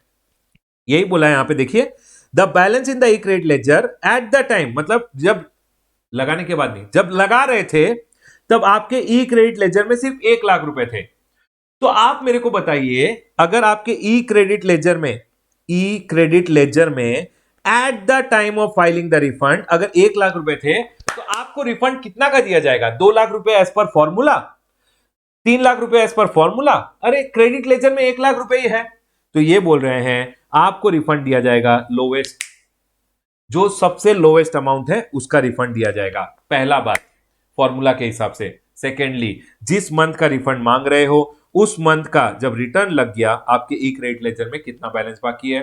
थर्डली, सर जब रिटर्न लग गया, इस मंथ का आप रिफंड मांग रहे हो, इस मंथ का रिटर्न लगने के बाद ई क्रेडिट लेजर में कितना बाकी है, और इसका रिफंड लगने के बाद कितना बैलेंस बाकी है। सर 1 लाख का बैलेंस बाकी है, तीनों का लोवेस्ट अमाउंट आपको रिफंड दिया जाएगा। अब क्वेश्चन आया कि सर जब ये रिफंड दिया जाएगा तो ये लोवेस्ट अमाउंट कहां से दिया जाएगा, मतलब सीजीएसटी से देंगे, आईजीएसटी देंगे, एसजीएसटी से देंगे। तो इन्होंने बोला कि after calculating the list of the above debited in the e credit laser in the following order, पहले आईजीएसटी यूज करेंगे। मैं एक एग्जांपल दे देता हूं अपनी बुक से। फॉर एन एग्जांपल ये रहा, ठीक है, आपको रिफंड देना है, नहीं ये नहीं है,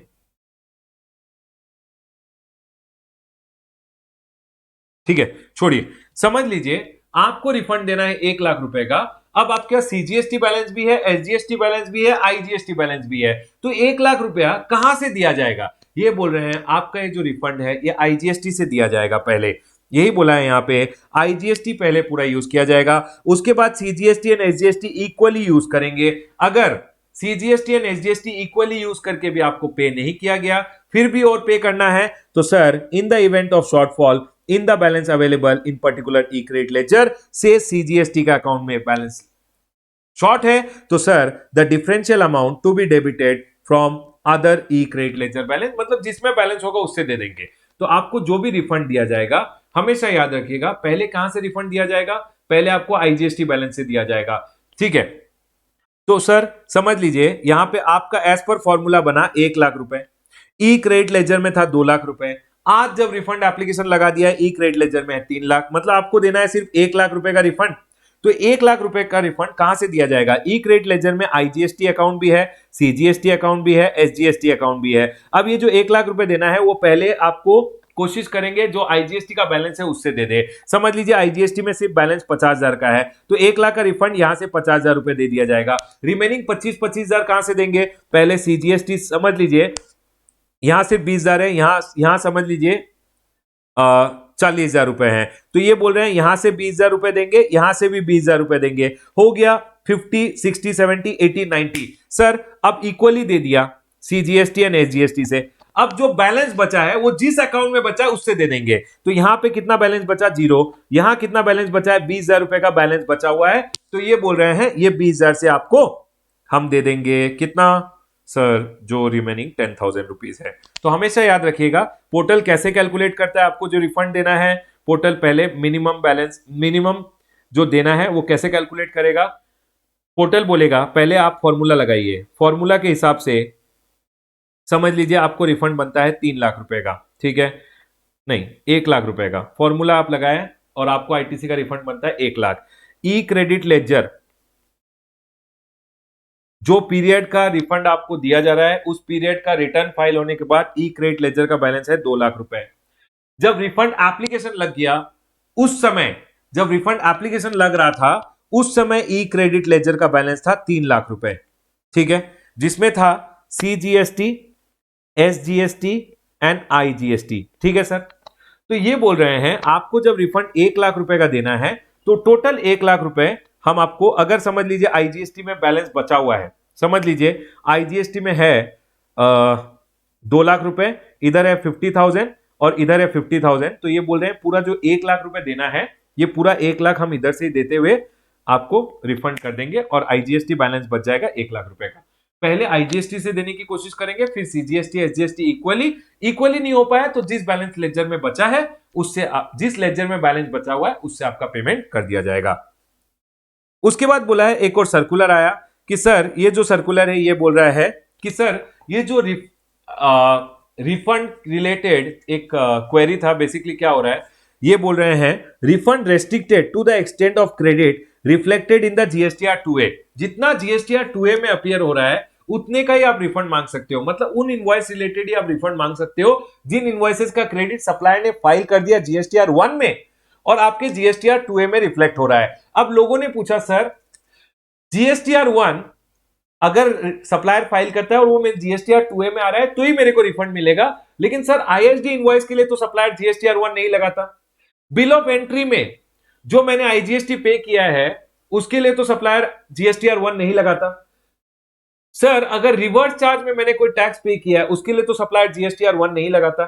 तो सर उनके लिए क्या होगा, इन्होंने बोला ये जो रेस्ट्रिक्शन है, restriction restricted to ITC as per those invoices the details of which are uploaded by the supplier in GSTR1 and are reflected in GSTR2A। This condition कि आप सप्लायर ने GSTR1 फाइल किया, आपके GSTR2A में आया है तो उन्हीं इनवॉइस रिलेटेड हम रिफंड देंगे, ये रेस्ट्रिक्शन एप्लीकेबल नहीं है। किसके लिए? इंपोर्ट्स के लिए, आईएसडी इनवॉइस के लिए एंड आरसीएम वाला सप्लाईज के लिए, क्योंकि उन सप्लाईज के लिए आपको पूरा रिफंड दे दिया जाएगा सर, क्योंकि उनके लिए सप्लायर जीएसटीआर 1 फाइल करे, आपके जीएसटीआर 2A में आए, ये कंडीशन होता ही नहीं है कि सर आपने अगर इंपोर्ट किया है तो आपका सप्लायर इंडिया के बाहर है, वो क्या जीएसटीआर 1 लगाएगा? तो सर उस केस में जब वो जीएसटीआर 1 लगाएगा ही नहीं तो सर उस केस में ये कंडीशन नहीं है कि आपके जीएसटीआर 2A में नहीं आए तो रिफंड नहीं देंगे।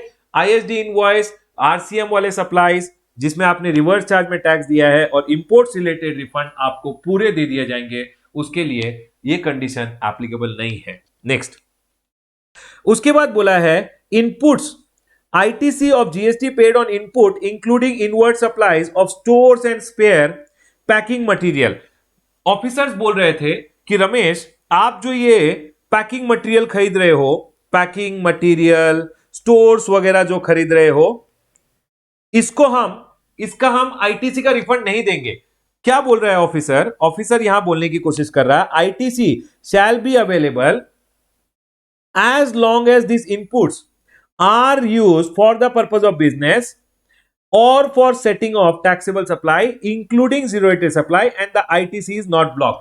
लोग क्या कर रहे थे? लोग बोल रहे थे गवर्नमेंट को सर हमारा इन्वर्टेड ड्यूटी स्ट्रक्चर का केस बन रहा है, फॉर एन एग्जांपल मेरा इन्वर्टेड ड्यूटी स्ट्रक्चर का केस बन रहा है या सर मेरा जीरो रेटेड सप्लाई का केस बन रहा है, तो सर ऑफिसर बोल रहा है इनको हम लोग इनपुट्स नहीं मानेंगे और इनका आईटीसी हम कैलकुलेशन में ही नहीं लेंगे। गवर्नमेंट ने बोला सिंपल, आपको इनको भी कैलकुलेशन में लेना है। जब ये जो इन्वर्टेड ड्यूटी स्ट्रक्चर या जीरो रेटेड सप्लाई का कैलकुलेशन हो रहा है रिफंड का, आईटीसी रिफंड का, तो इनको भी कैलकुलेशन में लिया जाएगा। सिंपल यही बोला गया यहां पे कि ITC of GST paid on inputs including inward supplies of stores, spares and packing material, क्या उनको भी कैलकुलेशन में लिया जाएगा जब हम कैलकुलेट कर रहे हैं आईटीसी का रिफंड? यस बाबा लिया जाएगा, इतना ही क्लैरिफिकेशन है। आईटीसी शैल बी अवेलेबल, उनका आईटीसी भी मिलेगा और रिफंड क्लेम कर रहे हैं तो रिफंड भी मिलेगा as long as this inputs are used for the purpose of business and for affecting taxable supply including zero rated supply and the ITC is not block. अगर आईटीसी ब्लॉक नहीं है तो उनको भी हम कैलकुलेशन में लेंगे। बस उतना ही बोला गया। चाहे पैकिंग मटेरियल है तो क्या हुआ, वो भी इनपुट ही है। स्टोर्स है तो क्या हुआ, वो भी इनपुट ही है, उसको कैलकुलेशन में लिया जाएगा, इनपुट मिलेगा एंड अकॉर्डिंगली बंदा अगर रिफंड के लिए अप्लाई कर रहा है इनपुट का तो उसको रिफंड भी मिलेगा। Next, circular refund of accumulated ITC on account of reduction in GST rate. इधर क्या हुआ मैं आपको बोलता हूं। एक बंदे ने क्या किया, एक बंदे ने गवर्नमेंट को बोला सर मैंने जो ये बोतल खरीदा, मैंने समझ लीजिए स्टील का बोतल खरीदा, जब ये बोतल खरीदा तो 18% जीएसटी था जनवरी में। आज गवर्नमेंट ने समझ लीजिए दिसंबर में इस बोतल्स पे रेट 12% कर दिया है, तो सर क्या ये इन्वर्टेड ड्यूटी स्ट्रक्चर का केस हो गया? गवर्नमेंट ने सिंपल क्लैरिफिकेशन दिया, जब परचेज किया था तब भी ये बॉटल ही था और बॉटल पे रेट 18% था। अब जब इसको आप सेल करने जा रहे हो तब गवर्नमेंट ने रिड्यूस कर दिया रेट 12%, तो ये इन्वर्टेड ड्यूटी स्ट्रक्चर का केस नहीं है। इन्वर्टेड ड्यूटी स्ट्रक्चर का केस तब बनेगा जब आपने इनपुट परचेज किए थे। सर इनपुट परचेज किए, इनपुट पे रेट 18% था और आउटपुट जो सेल कर रहे हो उस पे रेट 12% है, तो इन्वर्टेड ड्यूटी स्ट्रक्चर का केस बनता है। यहां तो बॉटल ही खरीदा, बॉटल ही बेचा, डिफरेंट टाइम पे बेचा, तो रेट अगर कम हो गया तो उसको हम इन्वर्टेड ड्यूटी स्ट्रक्चर नहीं बुलाएंगे। इतना ही सिंपल सा क्लैरिफिकेशन आया है, ठीक है सर। उसके बाद आया clarification with respect to deemed export supply. इसमें सिंपल सा एक क्लैरिफिकेशन ये दिया गया, मैंने अगर सप्लाई किया है एडवांस ऑथराइजेशन होल्डर को, वो डीम्ड एक्सपोर्ट है, तो सर अगर एडवांस ऑथराइजेशन होल्डर रिफंड के लिए क्लेम करना चाहता है, सप्लायर ने बोला मैं रिफंड क्लेम नहीं करूंगा, क्या एडवांस ऑथराइजेशन होल्डर जो डीम्ड एक्सपोर्ट का रिसिपिएंट है वो रिफंड के लिए अप्लाई कर सकता है? गवर्नमेंट ने सिंपल क्लैरिफिकेशन दिया, अगर सप्लायर अप्लाई नहीं कर रहा है तो रिसिपिएंट अप्लाई कर सकता है। सिंपल क्लैरिफिकेशन आया, there is no restriction on recipient of deemed export supply in availing ITC of the tax paid on the supply when the recipient files refund claim। तो आप ITC ले लीजिए, supplier ने supply किया, supplier बोल रहा है मैं रिफंड नहीं मांगूंगा, मैंने बोला मैं टैक्स दिया हूं, रिसिपिएंट ने बोला मैंने टैक्स दिया है, एडवांस ऑथराइजेशन होल्डर हो फिर भी मैंने टैक्स दिया है, तो सर जो टैक्स दिया उसका आईटीसी भी ले सकते हो एंड अकॉर्डिंगली रिफंड क्लेम भी फाइल कर सकते हो। यही बोला गया है, सिंपल क्लैरिफिकेशन। नेक्स्ट, उसके बाद एक सर्कुलर है, clarification in respect of certain challenges faced by registered person in implementation of the provision of GST law. ये क्या बोल रहा है? ये सिंपल सा एक क्लैरिफिकेशन क्या है यहां पे, सर मेरे को एक एडवांस मिला, सुन लीजिए, मेरे को एक एडवांस मिला, an advance is received by the supplier for a service contract which subsequently got cancelled. Advance मिला, पे कर दिया टैक्स, अब कैंसिल हो गया कॉन्ट्रैक्ट, मेरे को एडवांस मिला, मैंने रिसीट मिलते ही गवर्नमेंट को टैक्स दे दिया, अब मेरा कॉन्ट्रैक्ट कैंसिल हो गया। The supplier has issued the invoice for the supply before the supplier has issued the invoice and paid the GST. मैंने क्या किया, एडवांस मिला, इनवॉइस इशू कर दिया और जीएसटी दे दिया गवर्नमेंट को।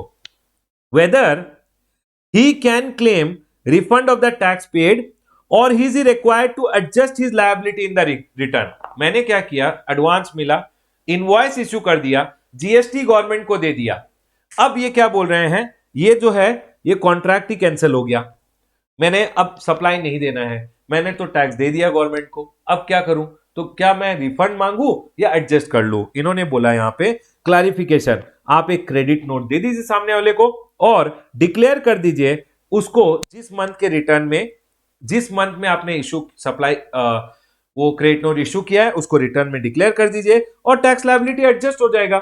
No separate refund claim is required. लेकिन समझ लीजिए जिस मंथ में आपने वो क्रेडिट नोट दिखाया उस मंथ में कोई टैक्स लायबिलिटी था ही नहीं, एडजस्ट कहां से होगा? If no output tax liability तो आप रिफंड क्लेम फाइल कर लीजिए। सिंपल सा क्लैरिफिकेशन, मेरे को अब एडवांस मिला, मैंने इनवॉइस दिया, जीएसटी मैंने गवर्नमेंट को दे दिया, अब मैं क्या करूंगा, अगर उसको मैंने पैसे रिटर्न किए, कॉन्ट्रैक्ट कैंसिल हो गया, क्रेडिट नोट दे दूंगा, क्रेडिट नोट देते हुए सर जो क्रेडिट नोट है उसको रिटर्न में डिक्लेयर करूंगा और उस मंथ लायबिलिटी को एडजस्ट कर लूंगा। लेकिन अगर एडजस्टमेंट पॉसिबल नहीं है तो रिफंड क्लेम फाइल कर सकते हैं। Next, goods supplied by a supplier under the cover of a tax invoice are return whether he can claim a refund of the tax paid और एडजस्ट इन द लायबिलिटी। मैंने आपको goods supply किए, मैंने आपको tax invoice issue किया, आपने मेरे को गुड्स रिटर्न कर दिए, तो गवर्नमेंट क्या करेगी, मेरे को टैक्स रिटर्न करेगी, लेकिन गवर्नमेंट ने बोला है रमेश एक काम कर, उसको क्रेडिट नोट दे, क्रेडिट नोट रिटर्न में डिक्लेयर कर, रिटर्न में डिक्लेयर करेगा तो एडजस्ट हो जाएगा तेरा लायबिलिटी। अगर लायबिलिटी को एडजस्ट नहीं करना है तो सिंपल है, सॉरी, अगर लायबिलिटी एडजस्ट करने के लिए पैसे ही नहीं है, मतलब उस मंथ में कोई लायबिलिटी नहीं है, तो कैसे एडजस्टमेंट होगा? उसके लिए एक काम कर, रिफंड एप्लीकेशन फाइल कर दे। सिंपल है, याद रखिएगा, अगर आपने टैक्स इनवॉइस इशू कर दिया, टैक्स पे कर दिया है, तो सर आप क्रेडिट नोट इशू करोगे, उस मंथ में एडजस्ट हो जाएगा। अगर आपको उस मंथ में एडजस्ट करने की लायबिलिटी नहीं है गवर्नमेंट को पे करने के लिए, मतलब आप गवर्नमेंट को बोल रहे हो सर क्या एडजस्ट करूं जब आपको कुछ पे ही नहीं करना है, तो उस केस में आप रिफंड एप्लीकेशन फाइल करके टैक्स गवर्नमेंट से रिफंड ले सकते हो। Next, an advance is received by the supplier of service which got cancelled. The supplier had issued the receipt voucher and paid the GST. Whether he can claim a refund of the tax on advance or adjust the liability. मैंने क्या किया, मेरे को advance मिला, मैंने receipt voucher दिया, invoice वगैरह नहीं दिया है, मैंने टैक्स दे दिया गवर्नमेंट को। अब मेरा क्या हुआ, मैंने वो रिफंड कर दिया, एडवांस रिफंड किया तो रिफंड वाउचर इशू कर दिया। मेरा क्वेश्चन आपसे ये है, अब मैंने जो टैक्स ऑलरेडी गवर्नमेंट को दे दिया था उसका क्या? इन्होंने बोला है आप एक काम कीजिए, रिफंड वाउचर इशू कीजिए और जो आपने टैक्स दे दिया था उसका रिफंड एप्लीकेशन फाइल कीजिए। रजिस्टर्ड पर्सन में फाइल, एडजस्टमेंट नहीं होगा, refund application for the refund of the GST paid on such advances. Simple सा बात इतना बोला है। क्या बोला इन्होंने? सर आपने अगर टैक्स इनवॉइस इशू कर दिया था तो उसके लिए क्रेडिट नोट इशू कीजिएगा, क्रेडिट नोट को अपने रिटर्न में दिखाइएगा, लायबिलिटी एडजस्ट हो जाएगा। एडजस्ट करने के लिए अगर कुछ लायबिलिटी था ही नहीं तो रिफंड एप्लीकेशन फाइल कीजिएगा। लेकिन सर अगर मेरे को एडवांस मिला, मैंने एडवांस में टैक्स गवर्नमेंट को दे दिया, लेकिन उसके लिए इनवॉइस नहीं दिया था, तो गवर्नमेंट बोल रहा है बेटा फिर एक काम कर, अब तो क्रेडिट नोट नहीं देगा, रिफंड वाउचर देगा और रिफंड मेरे से मांग ले, RFD 01 फाइल कर दे। सिंपल। नेक्स्ट सर, एक और सर्कुलर था, branching of refund across financial year. समझ लीजिए मैंने रिफंड क्लेम मांगना है फॉर द ईयर 1920 एंड 2021। यहां के 2-3 महीने का है और यहां के 3 महीने। क्या मैं 6 महीने का रिफंड क्लेम एक ही रिफंड एप्लीकेशन फाइल कर सकता हूं?